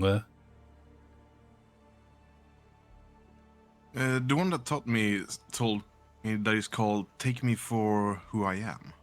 It's pretty much wanting someone to know that I may be a person on the outside, but I want you to know who I am as a person from the inside. Very, very good. I like this. Yes, this is good. This is a good trade. You entertain the bar, and we trade for one room. So yes, and he reaches under the bar and he takes out a key and places it on the desk for you. Yeah, one room for you. Yes, very, very good. If you know more song or wish to trade song, also I could buy song from you. Trade song. From you and use so I can play again to other patrons in bar for later. I'll be happy to do that if the rest of my friends also need some. Very good, rooms. very good. And he turns to the rest of you. So, any more rooms that you wish to perform or have a trade for me? I can. And he's looking at all the rest of you. So, Moira, Galatea, Tisvan, and Kane. He looks at you guys, and he looks like he's looking at your clothing. And he says, I give a good price for certain clothing for a wall if you wish to trade or can trade other things. Perhaps we trade colors if you want to, or what else? Trade trade for favor or trade for time. Your choice. I let you decide. I'm pretty easy. I might be able to trade you a favor. Yes? Well, I don't know if you've heard of Argental before. Argental. Argental. No, not heard of. Well, it's His you friend? see, I'm an ordained cleric of his. Oh, holy man. Yes, well, I like to think so. I am able to perform several ceremonies over the course of an hour if you have anything that you'd like blessed or ordained. I can bless water, turn it into holy water. I can perform a coming of age ceremony. If you know anyone that's been acting particularly evil recently, I can perhaps get them to stop straying the path and come back and see the light of goodness. Things like that.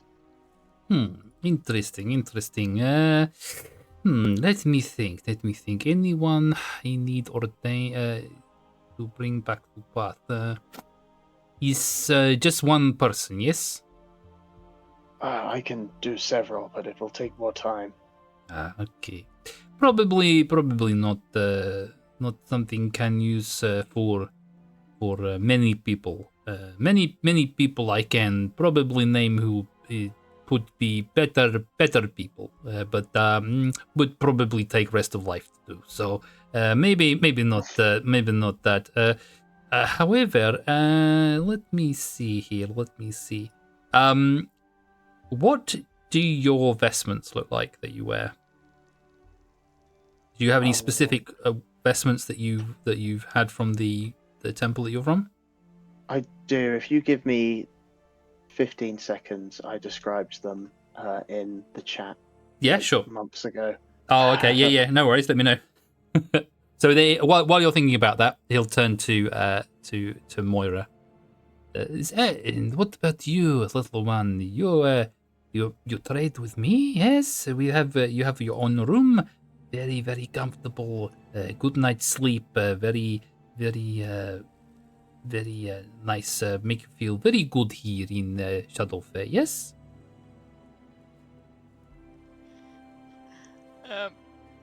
Moira gulps a little bit, like.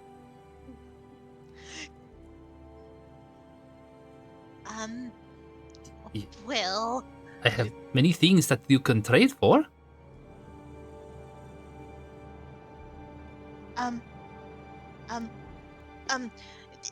One moment, it takes her backpack pack, starts kind of digging into it. The backpack is kind of considering how small she is. It's like a purse, almost her size.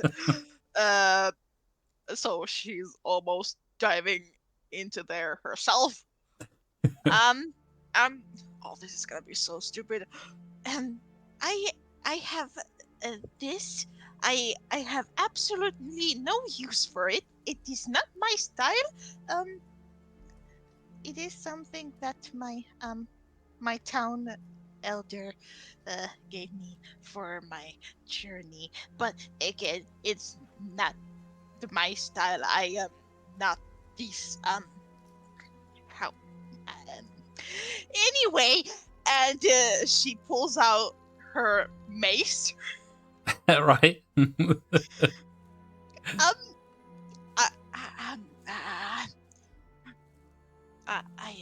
I know this is a tavern and not a blacksmith's, but maybe. So he'll reach down and he'll may I think? May I feel?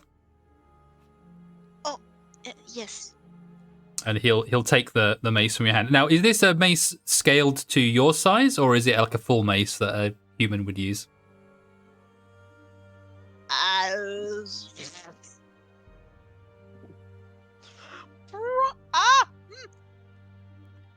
I don't know. I just imagine it being a mace scale for him. I mean, for the Not he's using it like a two-handed maul. I mean, we can say that it's like scaled to my size because I have never used it and I will never use it. Right. So he leans down with his like big hand and he takes this small mace from your hand. He says, "Oh, interesting. Let me find out. Lester!" And he shouts back, and Lissa, who's currently with Bula, will come slam the door open again. "What do you want this time? Do you have a use for this?" And she takes the small the mace and she looks at it and says, maybe I can use as meat tenderizer. Maybe the other one is probably on last leg. So yeah, I take. Thank you. And she goes back into the kitchen again. And he turns down to you. "Yeah, very good. She trade for room. You trade for room, yes.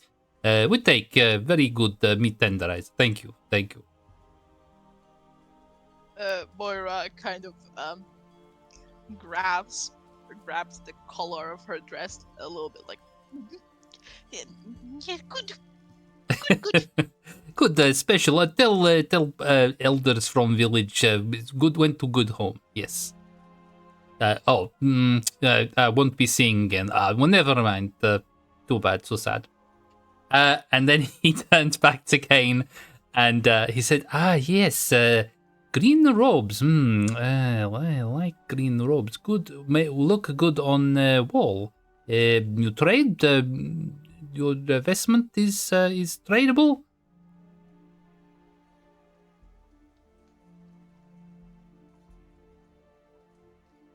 Oh, he'll be back in 5 minutes. Okay. I take then. So he turns over Tisfin. He looks at me. Yes, Shadow fellow. You must be used to trade, yes, for items. Would you trade for room? I'll think that I'll just, since I am in no need of a bed, I think I will just share with one of my friends. Thank you. Very good. There is no worries. If you need food or more drink, you let me know and we make deal. Perhaps. And finally, beautiful lady. But you trade with?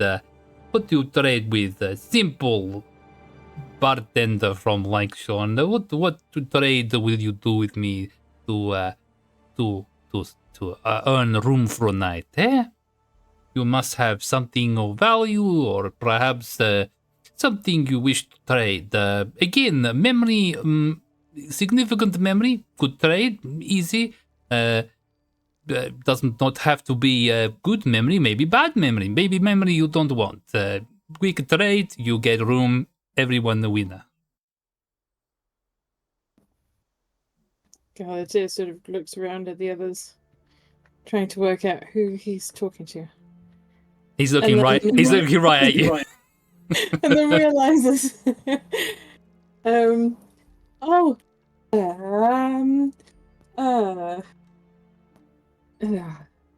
Can take memory of that thing too. You know, maybe old lover spurring you. You don't remember him anymore. Gone. Very good. Everyone winner. Perhaps you make a bad deal. Bring family to ruin, we take memory of a mistake, and you'll not worry anymore because you don't remember it.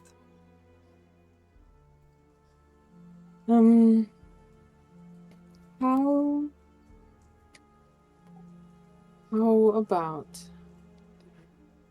we share a secret for some food? Oh, secret. Yes, very, very good. Get best room for secret. Yes. You whisper to me? Yeah, okay. But could we have food for all of us? Oh, food for all of you. Yes, could do. Either food for all or room for one secret. You decide. Must trade the other thing for other item. So one secret, one room, one secret, all food. Or perhaps trade secret and maybe color. Like color of what do you have on you that's got color on it? You've got green hooded cloak. What else? What else do you have on you? Sort of burgundy-ish top. Blue wings. But they're in my bag, I guess. Have you got anything with a bright color on it, or No. No. No. What color are your eyes? Oh, bright blue. Oh, like color of eyes. Trade color of eyes for food for all.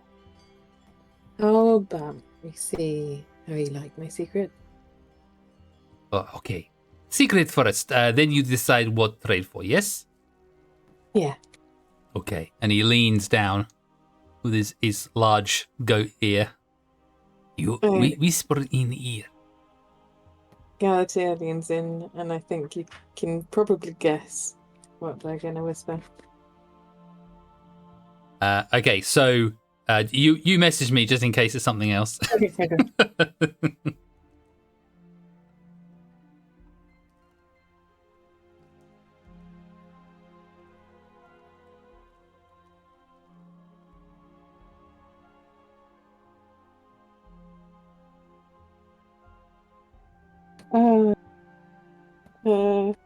Spelling.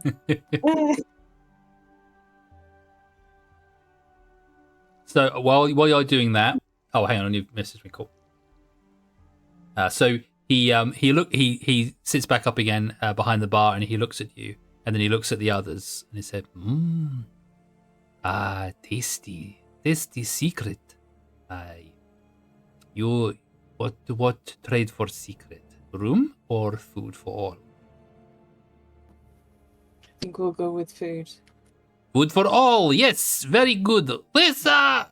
And he shouts out again, and she slams the door open a second time. What? I am trying to learn new recipe.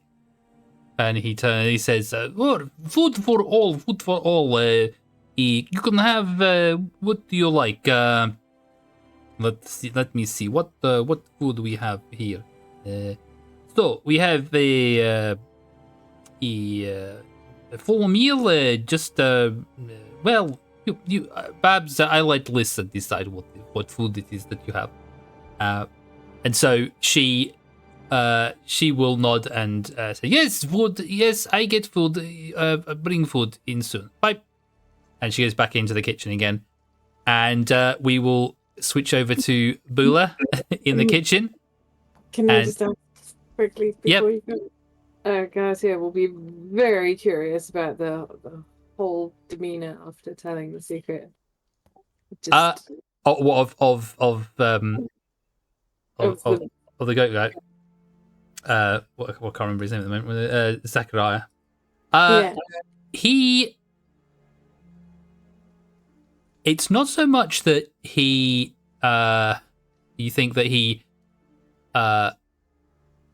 The information that you gave him was, or what the actual content of the secret was. It's the fact that it was a secret, so that he has that knowledge now that other people don't. So that's the exciting thing for him. I don't think he cares about what the secret is about, but he just likes the fact that he knows a secret. Okay. Thank you. Okay, so Bula, you go into the kitchen with Lissa, and it's quite a nice kitchen. It seems to be kept in very good condition. There is a huge butcher's block in the middle of the kitchen itself. Lots and lots of knives adorn the wall, all sort of hanging up on various little branches that are growing out of the tree stump itself. And there's a whole area where food is being prepped currently. But Lissa it comes over and looks at you and says, "Aye, right. What do you what menu? What food?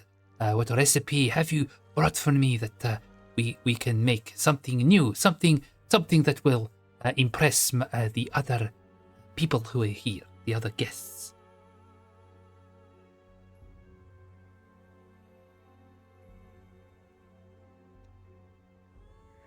Is Luna not here? She is thinking. Okay. What is recipe that you are trading for? What is this? Well, first, how about you tell me what you have? Sorry, was that? Tell me what you. What they have. Oh, we have all sorts of ingredients with it. You can have. We have meats. We have vegetables. So we have all manner of ingredients that you can use.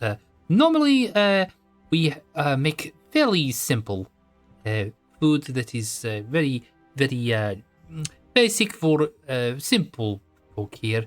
Many of our people are lumberjacks from the lumber mill and require a good source of protein, and we do many hunks of meat and cheeses with bread. Simple food, very quick, easy to make.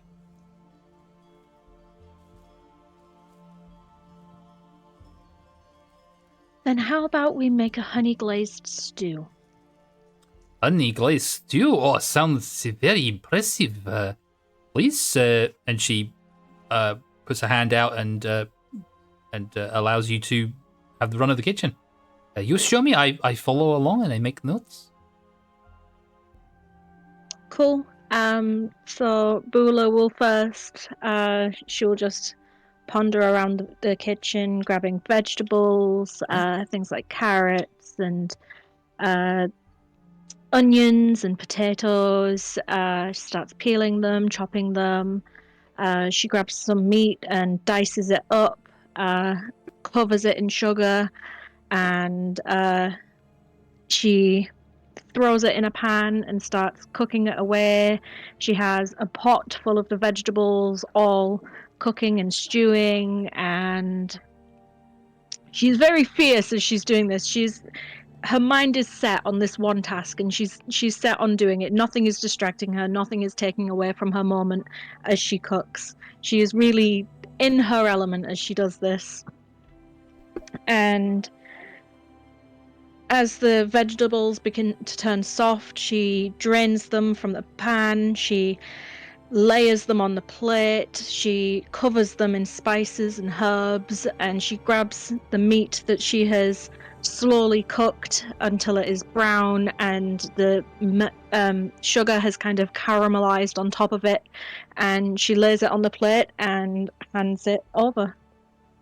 Fantastic. Can you make me let's see, I want to say another performance check. Cooking is normally survival, but you're the DM, so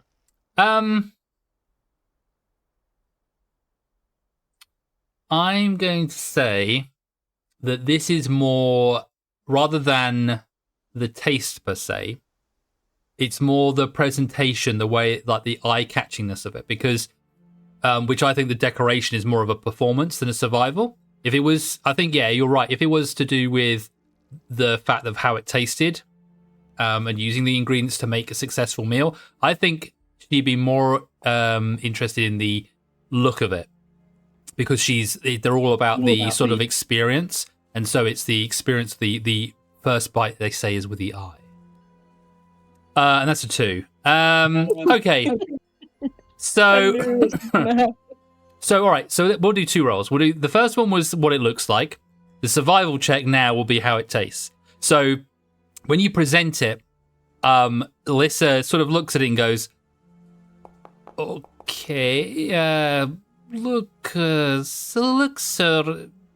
okay. Not sure this is maybe too fancy for people. They made them not. It's like you know how you go to an upmarket restaurant, high class restaurant, and you go, I'll have the steak or something like that. And whereas normally you'd get a piece of steak and, you know, whatever vegetables on the side at a regular restaurant, when you go to a fancy place, you get like a square of steak with a bit of dill on the top and they charge you 50 quid for it.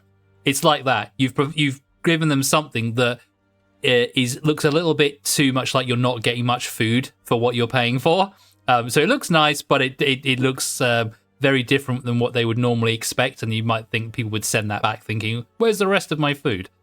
However, with a 12, she takes a bite of it and is yeah, good, like sweetness with meat. Yeah, good. Yes, I think I added too many. Probably test it out with people, but I like it. It's different, very different. Maybe become the new star meal of the place. So yes, thank you. But was his name again? Bula? She never really gave her name. Oh. What's his name? She's kind of sketchy about giving her name. She doesn't like it, but given that she's been given praise, she'll be like, I'm Bula. Bula, very good, very nice to meet you, and also thank you so much. Oh no, she doesn't say thank you. She says a very good experience, most welcome. Please, and she leads you back out into the bar, and she'll give a nod to Zachariah and say, yes, new meal, good. I try tomorrow. Try and see how people think. And so Zachariah turns back to all of you again and goes, very good. All rooms.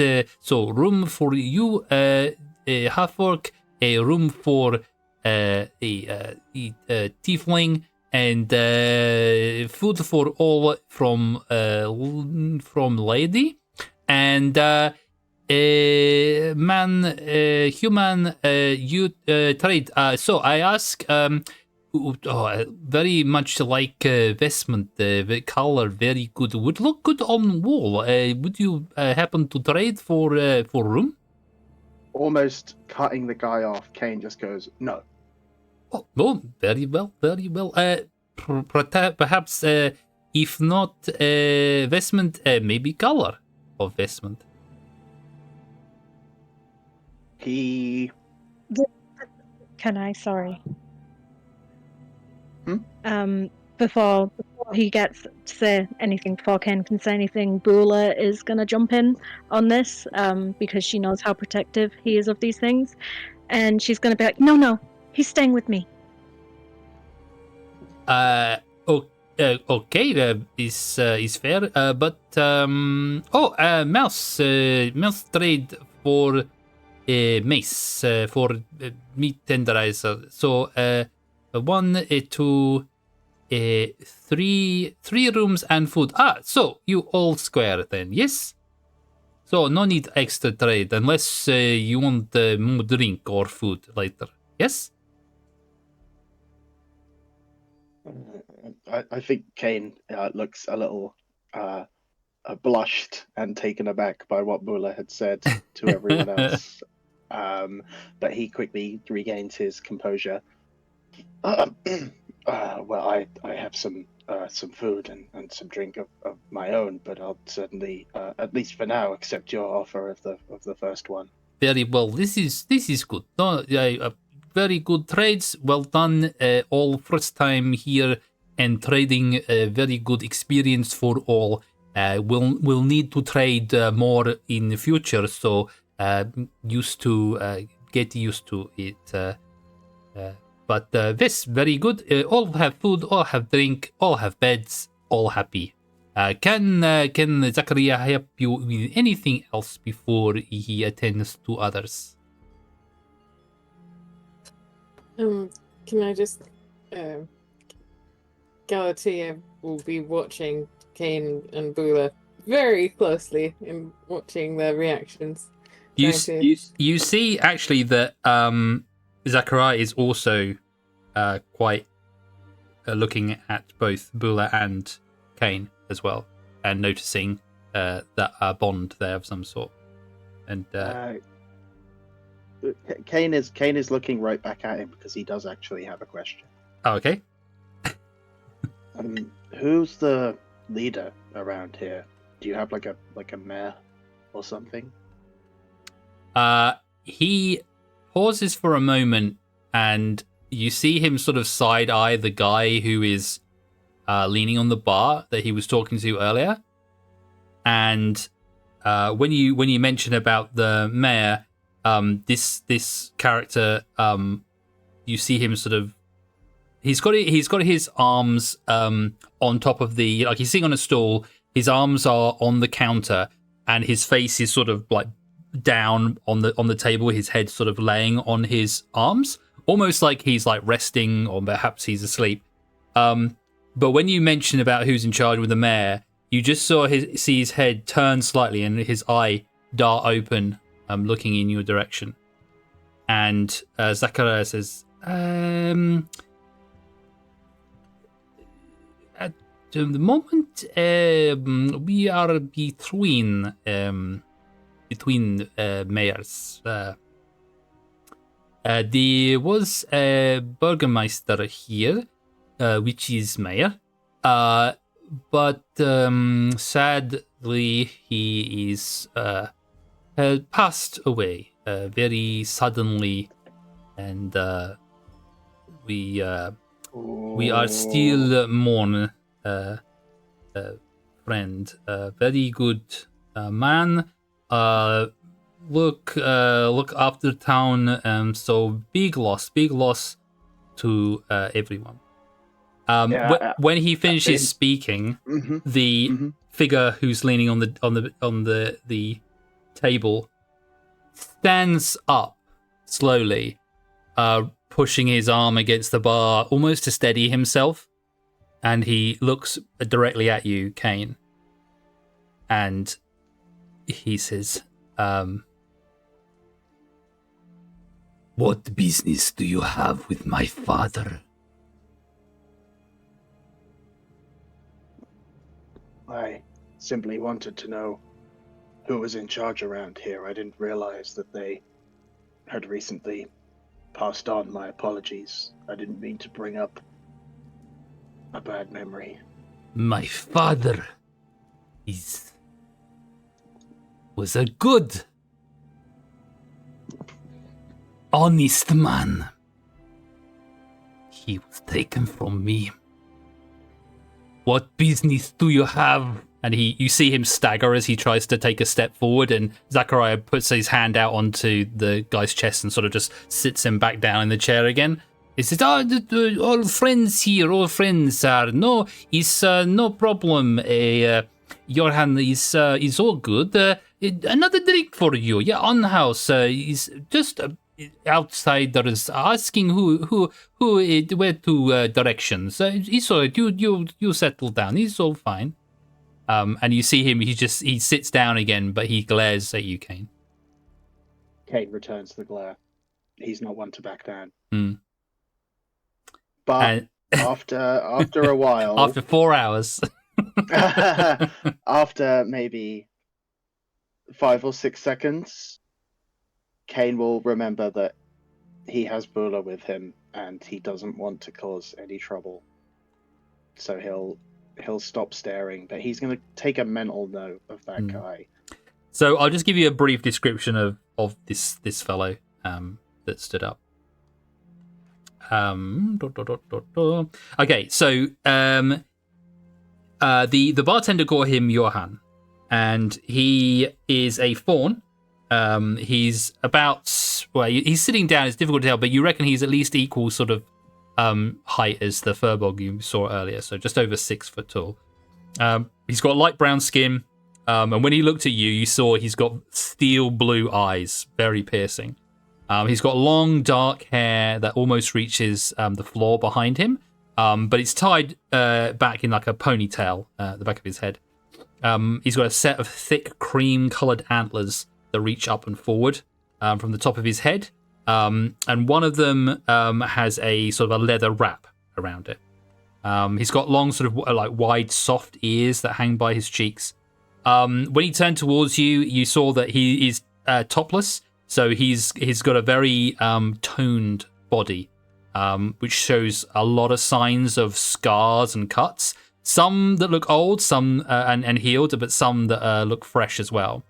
And he's wearing a blue hakama, which is sort of like a long skirt that's secured with like a belt around the waist. Tops of his shoulders are covered in a sort of a dark brown fur, a bit like his hair.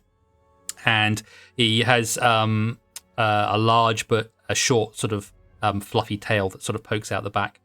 You notice he's got these like goat-like legs, like pretty much everyone else that you've seen around here has. And it's got like long shaggy fur that covers it. And then his feet are like a cream-coloured hooves. And I think that's probably all you would notice right at this moment. But you definitely get the sense from him without any insight that he is upset about something and wants to know why you are asking about his father. Yeah. I think Kane respects someone with that many scars, but at the same time, he's not gonna show weakness. He's the guy's just he takes the drink, and Zachariah tries to lighten the mood by just sort of perhaps turning to you. Lissa will come out with food at the moment, and he'll come back around from behind the bar, and he'll just sort of gather you as a group together, sort of ushering you towards the fireplace, maybe with the food, and says, it's all good. You come sit down by fire and have rest and have food and drink, and all friendly here. No worries. Probably don't mention father again, but please sit here, enjoy fire, and look at clothing on wall. Maybe inspiration for trade in future. Okay, if you need anything else, please come to bar or wave. I come over and see you. All good, all friends here. Yes. I don't want to cause trouble where it doesn't need to be Good. caused, especially Good, for someone who's just lost someone. Yes, good. No, make trouble. Enough trouble in town already. Thank you. Just a tiny bit backtrack. When this altercation was happening and this what was it, fawn guy stood up and raised his voice, Moira would have having previously been hiding behind Tisvin's legs and then stepping out of them to give the mace, now once again fully hiding behind Tisvin, absolutely terrified of this man. Perfect.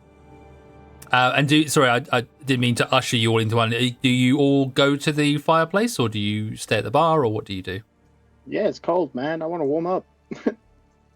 Dry it. Cameras was still by the fireplace. Oh yeah, I guess you were already still over there. Yeah. I will follow. Tisvin? Yeah, he follows as well. As well. Okay. Moira goes wherever. I assumed you were staying behind Tisvin, so. So you all take a pew. There's a nice set of chairs and small tables by the fireplace itself, and it is nice to have the warm fire there. You can start drying out some of your clothing, you enjoy some of the food that you've been given. There is a mixture of different meats and cheeses and breads and things that Lissa has prepared. She even had a little go and tried to glaze some of the meat with the honey mix that she sort of picked up from Bula as well.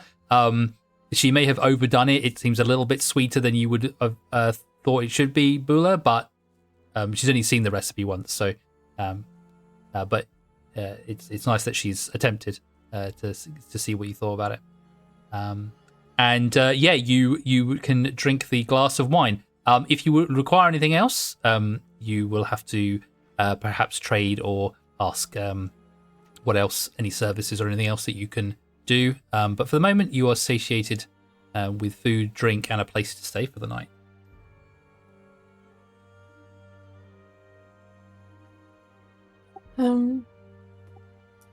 Bula, can I see those things again, the papers? A letter? You had something. Oh, of course. And Bula is gonna kind of rummage through her backpack for a minute and pull out the letter and give it back over to Galatea again. Okay. Thank you. Did you pick up anything else? Just the letter. Me from the guy, then I have the bag still. I feel like there was something in this. Sorry, I'm just gonna... And they'll just sit and read the thing, raking their fingers through their hair.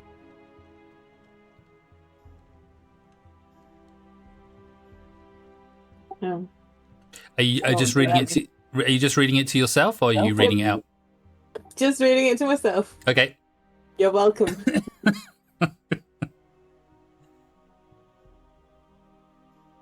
Yeah, you can go on and do things while I'm busy.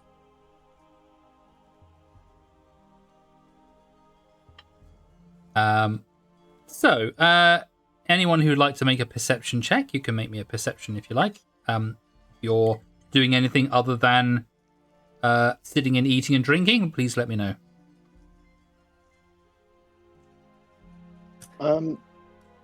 Sorry, you go first, Quack.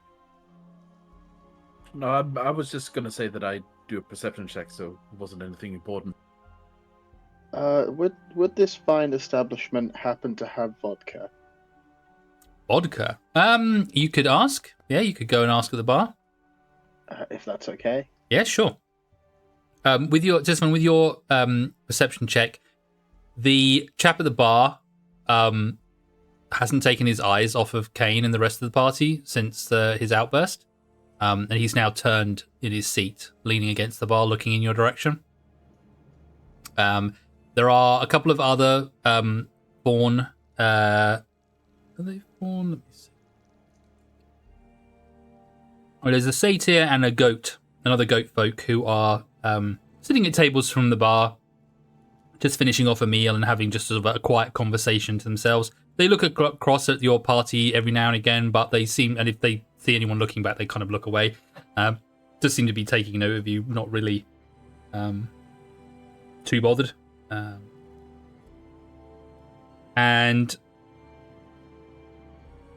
Kane, you go to the bar and you ask Zachariah if they have vodka.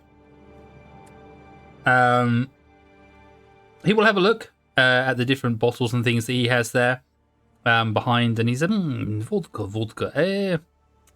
It is not something I carry much of. It is not easy to get so many ingredients for various things. We do not have a distillery here in such small area of Shadow Fey.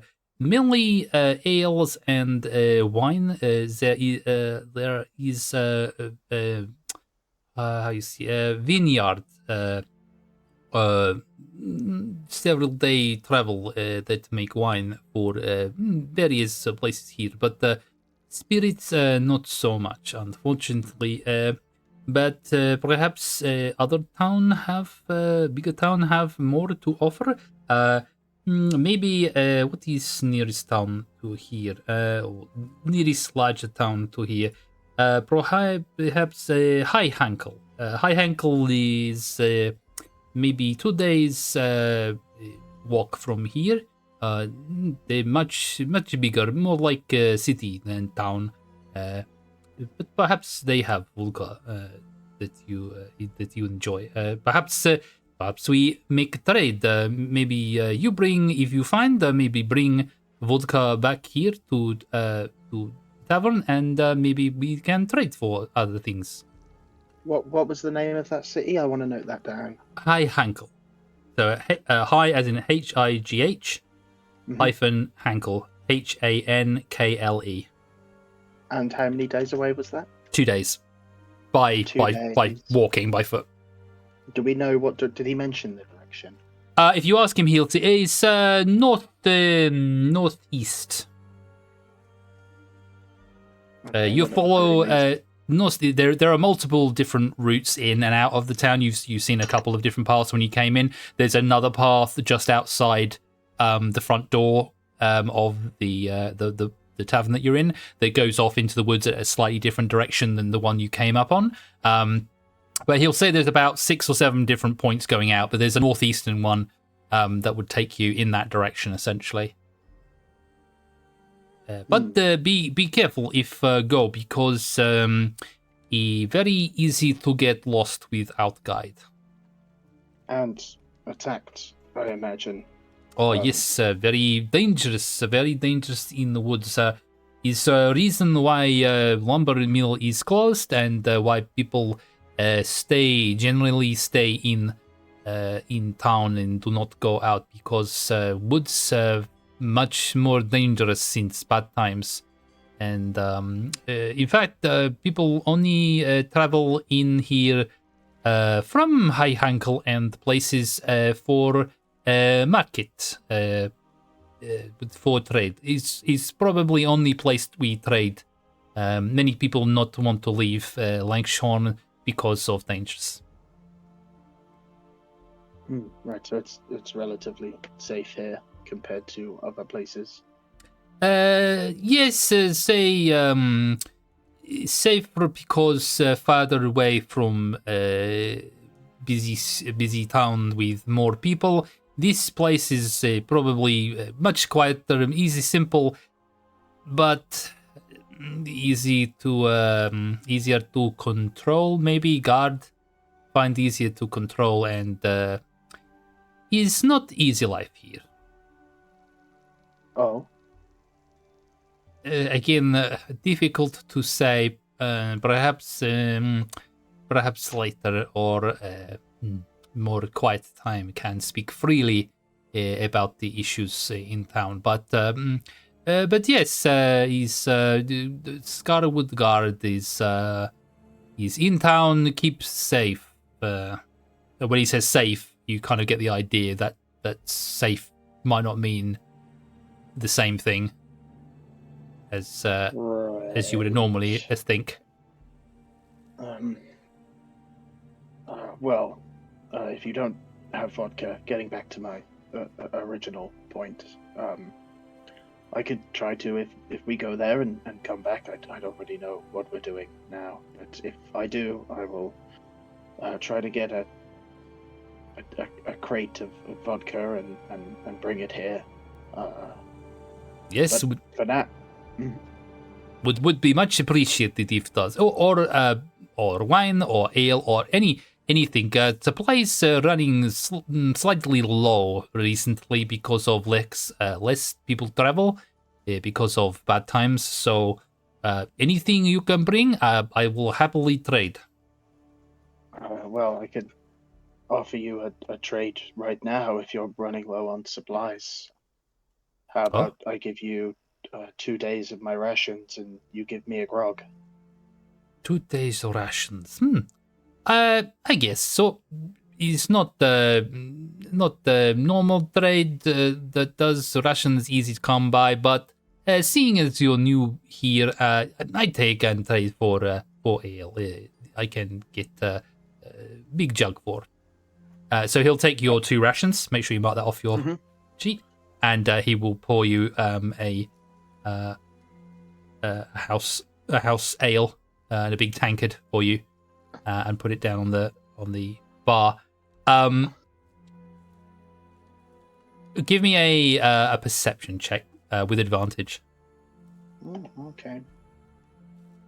Let me guess. There's an eyeball floating in the ale. No. Somebody's watching you. Yeah, it might not be the eyeball in the thing. Oh. Oh, great. Yeah. Even with advantage, you're shocked to see that while you've been talking to the bar, as you turn around with your beer, the fawn at the bar is just staring directly at you. You didn't really notice while you're in deep conversation, but as you turn with the beer, you're like, "Oh shit!" Someone's like eyeballing you. I turn to him, and I say, "Well, I much prefer mine watered down to grog. If you want to share." He looks at you and squints his eyes, but he doesn't say Your anything. loss. And I'll ask for a mug to be half filled with water if it's free. Yeah, he can give you a glass of water free. Yeah.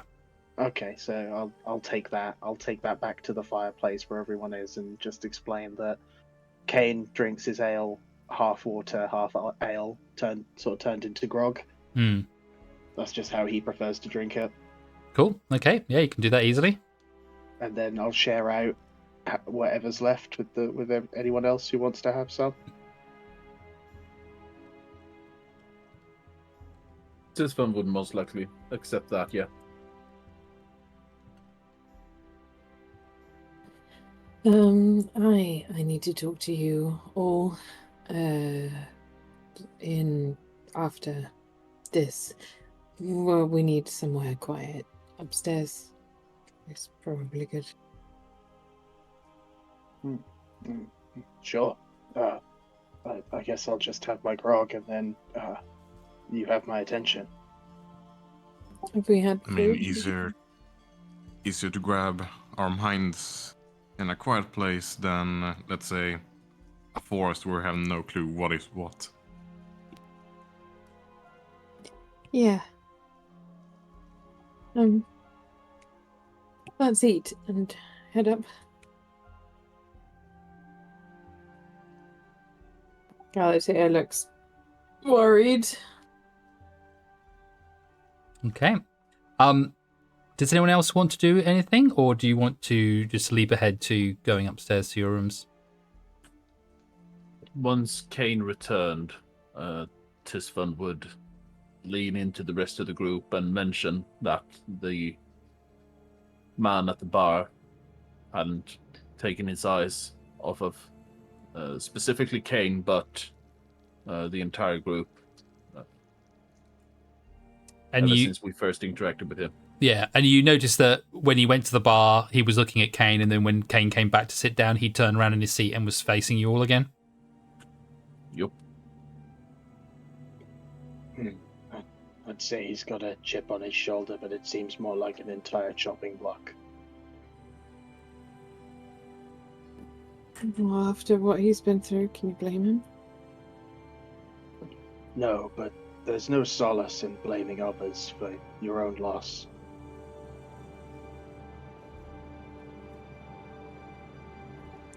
Yeah. I'm happy to make peace, but it doesn't seem like it's on his mind.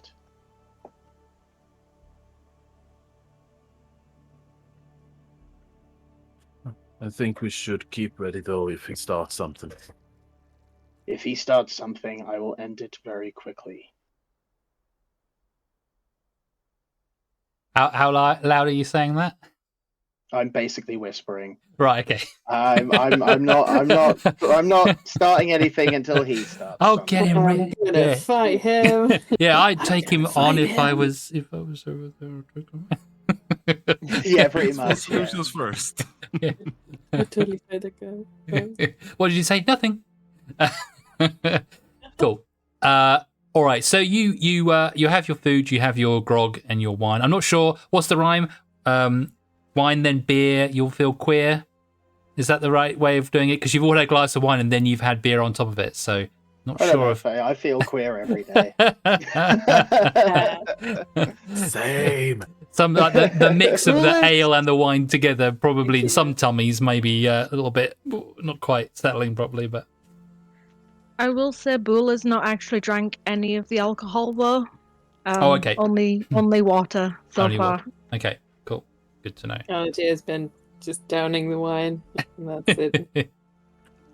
Tisvan would most likely have given his glass of wine to Galatea since they seem to be enjoying it.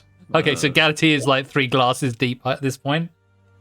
I mean, they're just absent-mindedly taking another glass as one is empty. So is it? Did you put the glass over Tisvan, or did you pour the contents into the glass so it looked like that she was never quite finishing the glass? Oh, he would have just handed the glass over. Right. He is not stealthy enough to just pour. And Moira, are you drinking the wine as well? Slowly. Slowly, okay. So it's up to you, Galatea. Do you drink all 3 glasses of wine that you've been offered? Absolutely. Perfect. All right. So you drink these 3 glasses of wine and you've read through the letter. Could you give me a Constitution throw to see how well you process all of that together? Oh no. Let's have a drunken Galatea. What was I rolling again? Sorry. Your Constitution. Oh, right, yeah.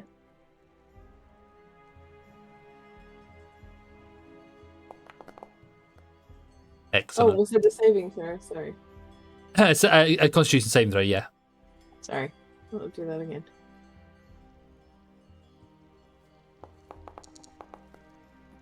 Well, not much better. Cool. So you're feeling a little bit relaxed. You're not drunk. You haven't lost control of your functions, but you are definitely feeling the effects of this wine on you. It's pretty good wine. It's actually tastes very nice, very fruity, sweet, but it's got a clean taste to it. Or a clean palate you've got after you drinking it. So it's very very good. I think maybe by glass number 3 they'll notice exactly how tasty it is. And sort of exactly. slow down. Yeah, this is very good. It's like lolly water. You can just keep drinking it. It's very good. But yes, you read your letter and you're feeling pretty like you got a bit of a flush to your cheeks. You do feel the effects of it a little bit.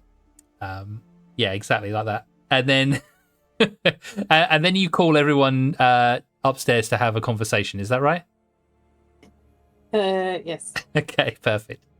So unless there's anything else anyone else wants to do, you all head upstairs. Tisvan would try to keep an eye on the guy at the bar while we're moving upstairs, just to see if he tries to follow us or anything. Yeah. So he definitely, if you're all going upstairs now, he definitely keeps an eye again on Kane as you go upstairs. But he doesn't follow. He sits at the bar.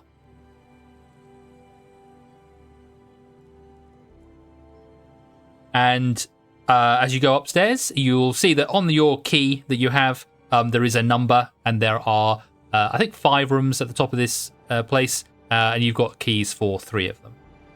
And when you go in, I don't know, are you all going to go into your pair up for these rooms? Who am I next to? It's up to you. Who is sharing rooms and who is choosing which of the rooms next to each other? I mean, from what we know that Bulla is sharing with Kane, Moira is most likely sharing with Tisvan, or no wait, other way around. Tisvan is sharing with Moira. So Amros would probably be the only one that has an open room at this point. Perfect. I'm just asking, who am I physically next to as we go up? Oh, up the stairs. Yep. I don't know who is with you as you go up the stairs. Who will volunteer? Amros volunteers to give her a support along the way as long as she allows him. They'll just grab the key and storm off to whatever room number it is. Fumble a little bit with the keys. Yeah. And go right in here. Okay. Everyone. So everyone's going to go in the one Everyone, room. yeah, just like shoving everyone in. Cool. So you all bundle into this room made for two. So the room appears to be quite small, with a large, oversized wooden cabinet against one of the walls, taking up most of the space, and a little table and chairs under a tiny window of stained glass. And that's all that appears to be in the room. It's very, very basic. But you all cram in there. Well, unless anyone objects, anyway. Okay. This letter. We got that on the bad guy, right? Bad guy? I didn't imagine that, right? That is what I remember as well, yeah. Yeah, I think so. Okay. Okay. Can someone... Sorry. Can someone read this? Because it's a bit smudged or something. It's not smudged. Can't see it. You just can't focus on it anymore. Sure. Who do you give the letter to? Who wants to take the letter so they can read it? I'll take it. Okay. Let me. I think you gave them out to everyone. Oh, does everyone have it? I thought it was only the people who picked it up. If it's Brorham letter, then yeah, I have it too. Oh, okay. So you had a copy, be able to see it. Cool. Well, if you'd like to, if someone wants to read it out so everyone knows the contents, I shall read it. excellent. Go for it, Moira. I take my glasses. Hail thee of might and valor. Valor, yep. Yeah. I the Burgermeister. Burgermeister Yeah, that's it. of I swear I can read. It is a weird font. Of Lankshorn, send you honor with despair.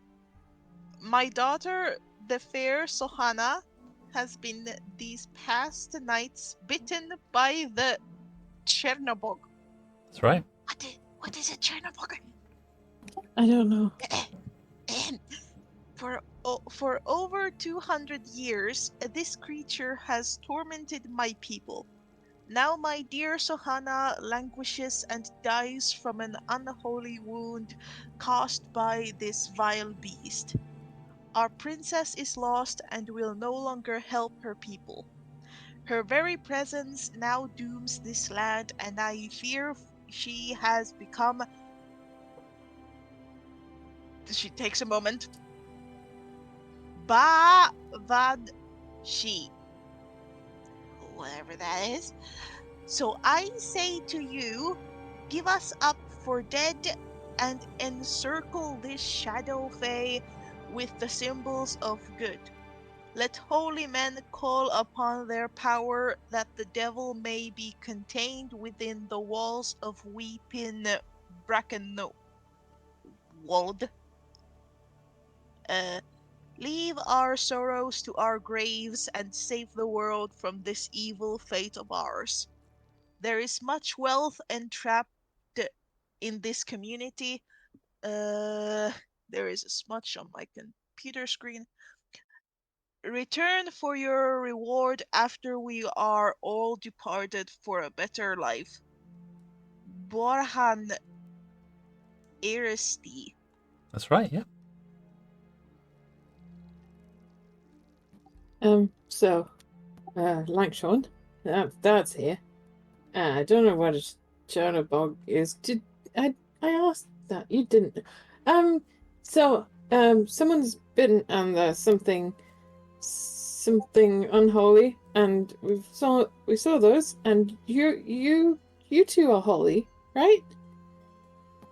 They sort of look to Kane and Tisvin still just rambling. Oh, I might have missed that. Sorry. Galatea just asked if you were holy. In a way, in yes. in the eyes of Argentol, yes, but I can't speak for any other god. Like, they sort of... I'd Sorry? say more Mora and Kane than me. I was just an acolyte, or am just an acolyte. Oh, right. Yeah. Okay. Oh, yeah. Anyway, I think this explains the bad times. Yeah, seemingly, I don't wish to resort to violence with the one downstairs. I will only defend myself if he comes at me, so I'd much rather solve things with my words.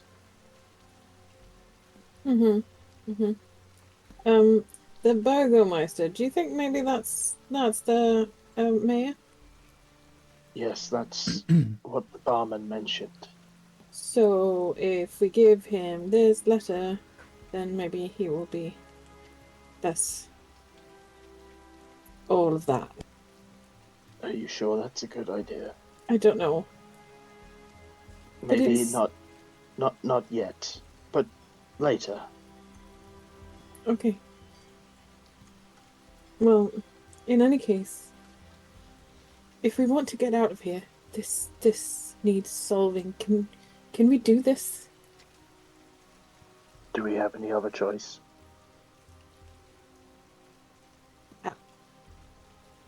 I will do whatever I can. I don't want to stay here. I have people back in Dakaford that need me too, so I can only concur.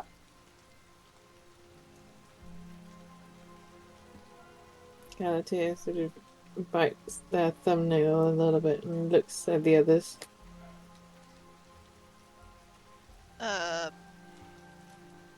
With this conversation or this specific topic, Moira tries not to, but fails at keeping her tears at bay. Oh, don't. I'm gonna. Galatea is tearing up at that as well. I'm okay.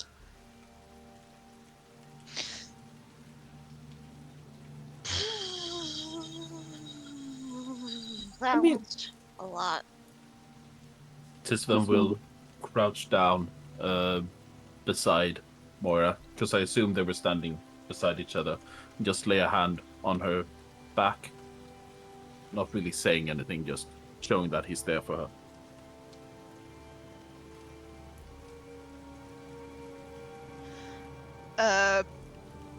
Is he standing? Is he like in front of her? To the side, I would say. She turns to Tisvan and just full on blurts out, "Am I a bad person?" No. Why would you think that?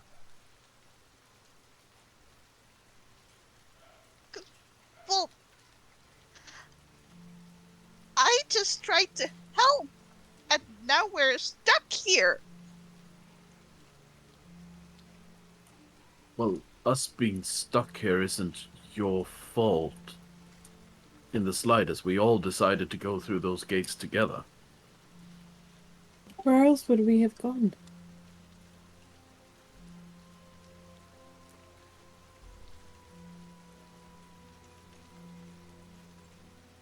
I just wanted to help, but all I did was cause harm.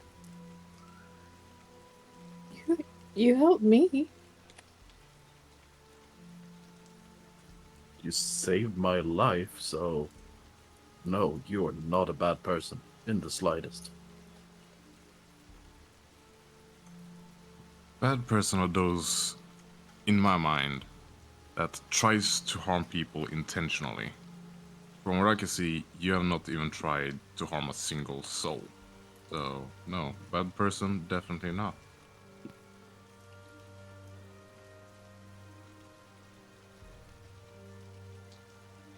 Boola's gonna kind of walk over a little bit and crouch down and pat her on the head as gently as she can, still being a little bit rough, so she feels it in her neck. Uh, and she says, there, little mouse. You're fine. You're a good thing. Mistakes are made so that you can persevere later. I wouldn't take it personally.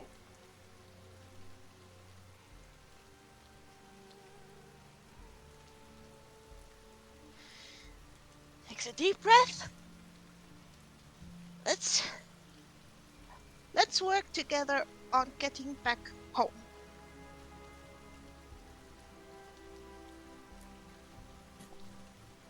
Yes. Sounds like the best plan I've heard all day.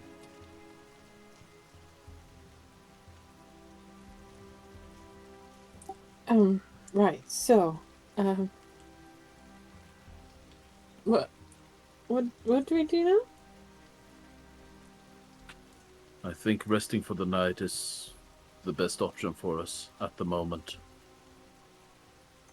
Okay, and, you, Kane and Bua, you're together, so you're sharing, yeah? And then Moira and Tisman, you're together? And so you're sharing? I can share with either Amaros or Moira. I'll leave that up to the others, as I'm not one for needing sleep, so to speak. I think the word together makes Kane turn away from Galatea a little bit. Amros will notice that and get a little bit of a smirk on his expression, just like, oh, I see what you're doing. Alice is just watching everyone very intently. As intently as they can at the moment. Either way, I still have one room. So if either Tisvan or Galatea want to sleep in the same room as me, you're more than welcome.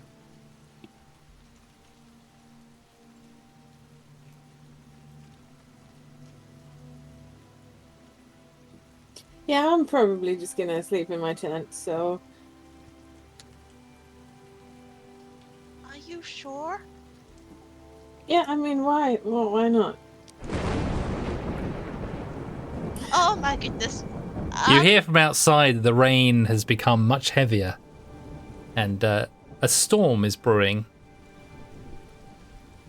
You are most certainly not sleeping outside.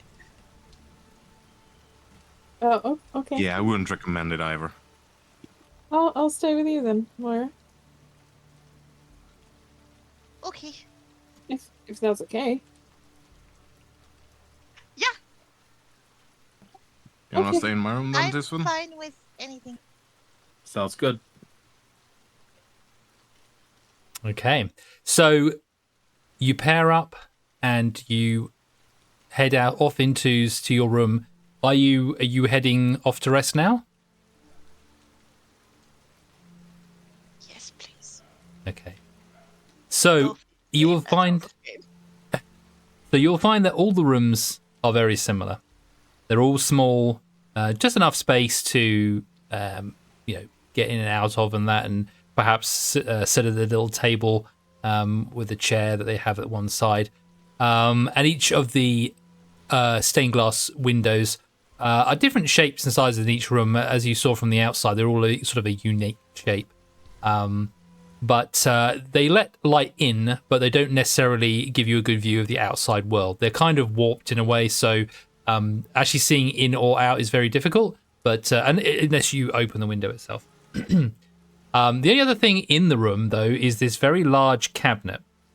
Each room has one, and it's made of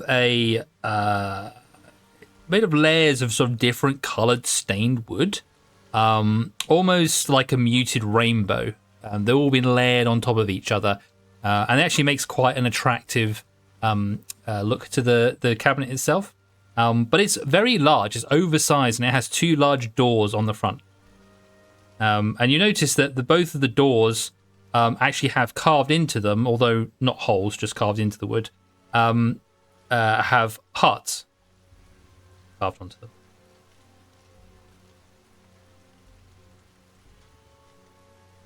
Hearts? Yes. As in the symbol or the sort of more physical shape? No, they have the stereotypical symbol of a heart, like a Valentine's thing. Okay. So it's Better.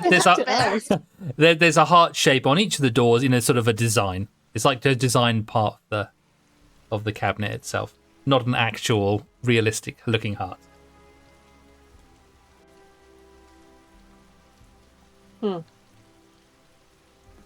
Cute.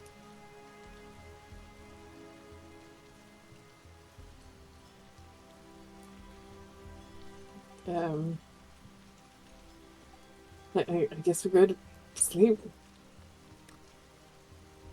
Are you just lying on the floor? You should just walk in the room and just pass out.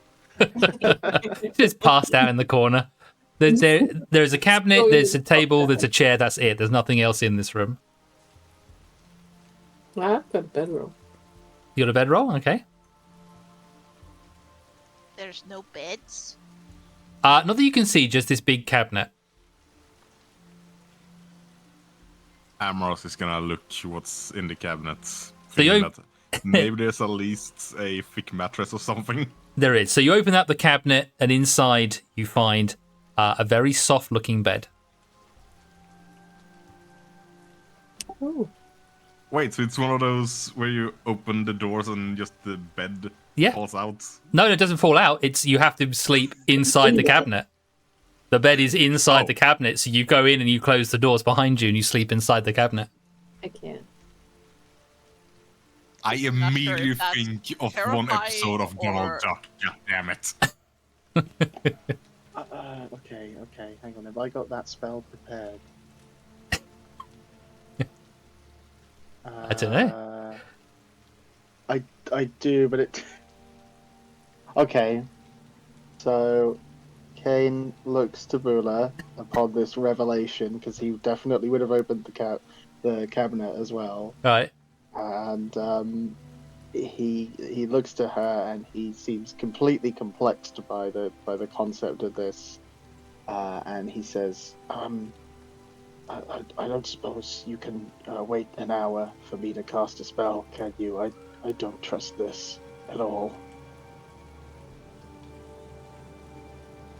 She'll just smile and say, "You do whatever you need." Yeah, okay. And as a ritual, so I believe I don't need it prepared if I cast it ritualistically for an hour. I'll cast Detect Magic. Okay. Yep. So you have that spell? Or is that a feature you have? So it's a spell. It's a cleric spell that I have. I will happy to quickly look it up. I believe if it's a ritual, you don't need it prepared, and it won't cast using a spell slot, but it takes an hour instead. Oh, I see. Yeah. I will quickly look that up to make sure I'm not doing something I shouldn't be before you tell me what the results are.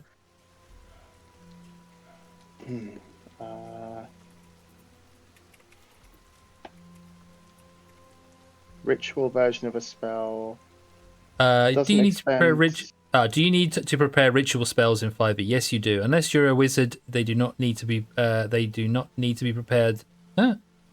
Yes, you do. Unless you're a wizard, they do not need to prepare their ritual spells. But those spells can only be cast as ritual spells if they are not prepared. What? Okay, It says both. I see. Unless you're a wizard, you say. Yes. Yeah. It says here, do clerics have to prepare ritual spells? Since ritual spells do not be prepared, does this mean either correct? No, your assumption that the rituals do not have to be prepared is wrong. You can cast a cleric spell as a ritual if that spell has the ritual tag, and you must have the spell prepared. So I'm afraid the internet has spoken. I think the spell completely fizzles. I think you would know that, though. I'm not going to say you waste it. I'm going to say that you would know that if it was a spell that you had to do it, you would know that you'd have to prepare it in order to do it. So he goes to do it. He sits down. He crosses his legs. He raises his shield, and then his eyes bolt open.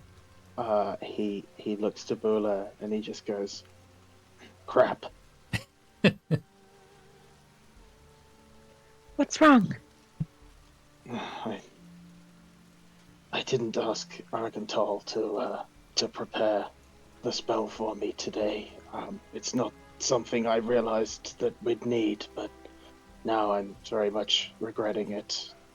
We might have to risk the freaky cabinet bed.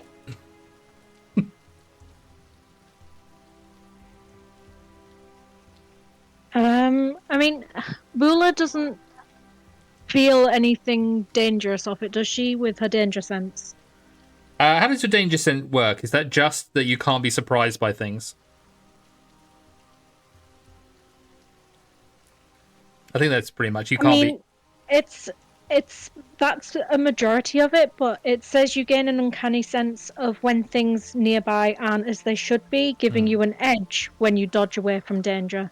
But it doesn't say specifically that it's only dodging from things. I guess. Yeah, I think it would be. I suppose what it's probably more alerting you to is the fact that if you were about to be jumped by someone, or something was about to, an arrow was about to fire at you or something like that, you get that sort of uneasy feeling that something's happening, someone's in the shadows or something's going on. I don't know if it would necessarily give you insight into any dangers that would have befall you, such as, I think this chest might be trapped or something like that. But I'll say that you don't. This seems like a regular cabinet with a bed inside it. It doesn't seem dangerous in any way to you. You don't get any sense from it that this is going to be your untimely doom. Okay. So knowing that, she'll look at Ken and she'll say,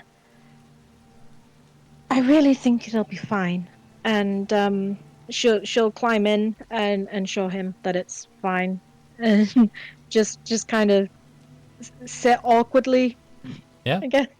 And now, are you going to sleep by the doors, or are you going to let Klain climb over you, or are you going to go to the back end and let Klain get in by the doors? She'll kind of scoot to the side as best she can, so it's like half and half that way. Right. Not near the doors, not near the end. Okay. Yeah, and there's only enough room there to sit. There isn't. It's not tall enough for you to be able to stand or anything in there. So you sort of get in and then crawl your way into it, and then you can lay down on the bed inside. There's probably kind of an awkward moment because it takes 60 seconds for Kane to get his chainmail off. Because he doesn't really want to sleep in big metal chains, funnily enough. So yeah, he kind of like realizes he shrugs at Bula. Right. He realizes that maybe they're just efficient with their space. Maybe he was just being too cautious as usual with new things. And yeah, he sort of he takes off the chainmail and like really awkwardly like tries to climb onto this like cabinet bed. So yeah, you can climb in through it, and there's just about enough room for two of you to lay comfortable next to each other in the bed. Yeah.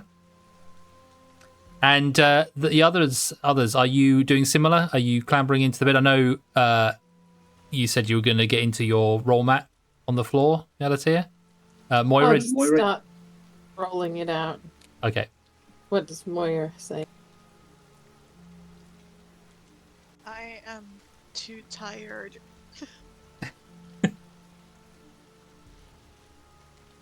My brain does not work. Tired in game or in real life? Real life. Right. Okay. We'll be wrapping things up now anyway.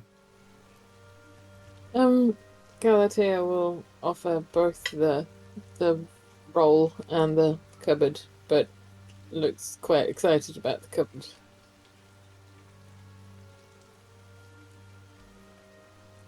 And Tisvan and Amros, are you bunking in together? Since Tisvan doesn't need to sleep, he would just roll out his bedroll and sit cross-legged on it and fall into his trance. Okay. And Amros, are you taking the bed or are you doing something else?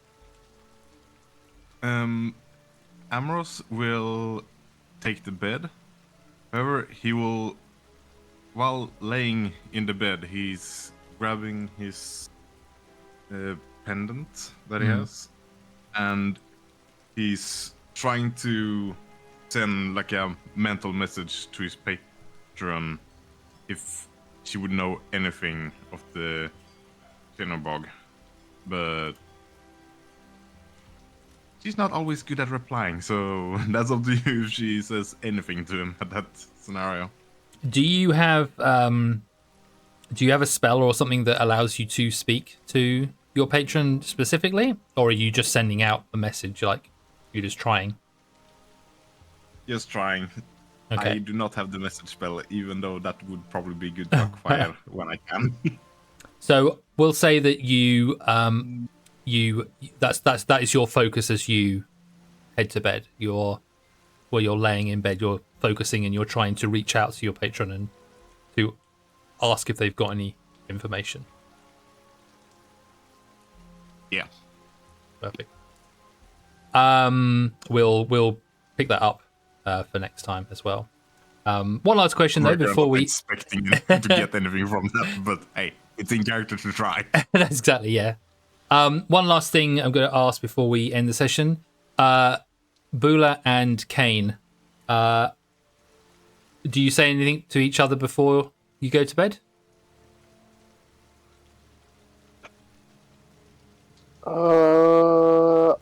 Kane isn't rude. He'd say goodnight at least. And when you say goodnight, the doors of the cabinet slam shut. And that's where we'll leave it for the night. I'm glad I didn't have my foot sticking out of the bed. That would have hurt. And yes, that is the end of today's session. Sorry, we've been quite long. And Moni, I'm sorry that you probably are very tired because it's midnight now there. But I appreciate you all sticking around to the very end. No, it's okay. It's only 11 p.m. Oh, okay. Normally I would be okay-ish, but I don't know. You've had too much wine. I think you're just too spent on being worried that you're coming over here next week. But yes, Yeah, probably. thank you very much, everyone. I hope you enjoyed. Love's in the cupboard. I hope you enjoyed your the D&D session. There's lots more to come. Lots of questions still to be asked. Lots of mysteries to be answered yet. And yeah, I was hoping. I mean, I like the ending we had. I was kind of hoping that we were going to end on a cliffhanger when Galatea and Amoros opened the heart-shaped cupboard, and then that would be the ending point, and like dropping it on that bombshell. Where did they sleep? But you easily circumvented that. So we had to go back to the main focus, the main couple that we've got there instead.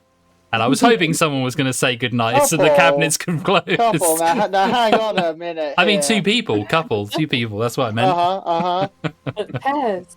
Yeah, pairs. But yeah, I think that was good. There was a lot of interesting dialogue there. You met a few people. You know now basically where you are. You've got some flippant information about being trapped forever in this world where you are and never being able to go back. Don't know what you're going to do with that. How you're going to process that.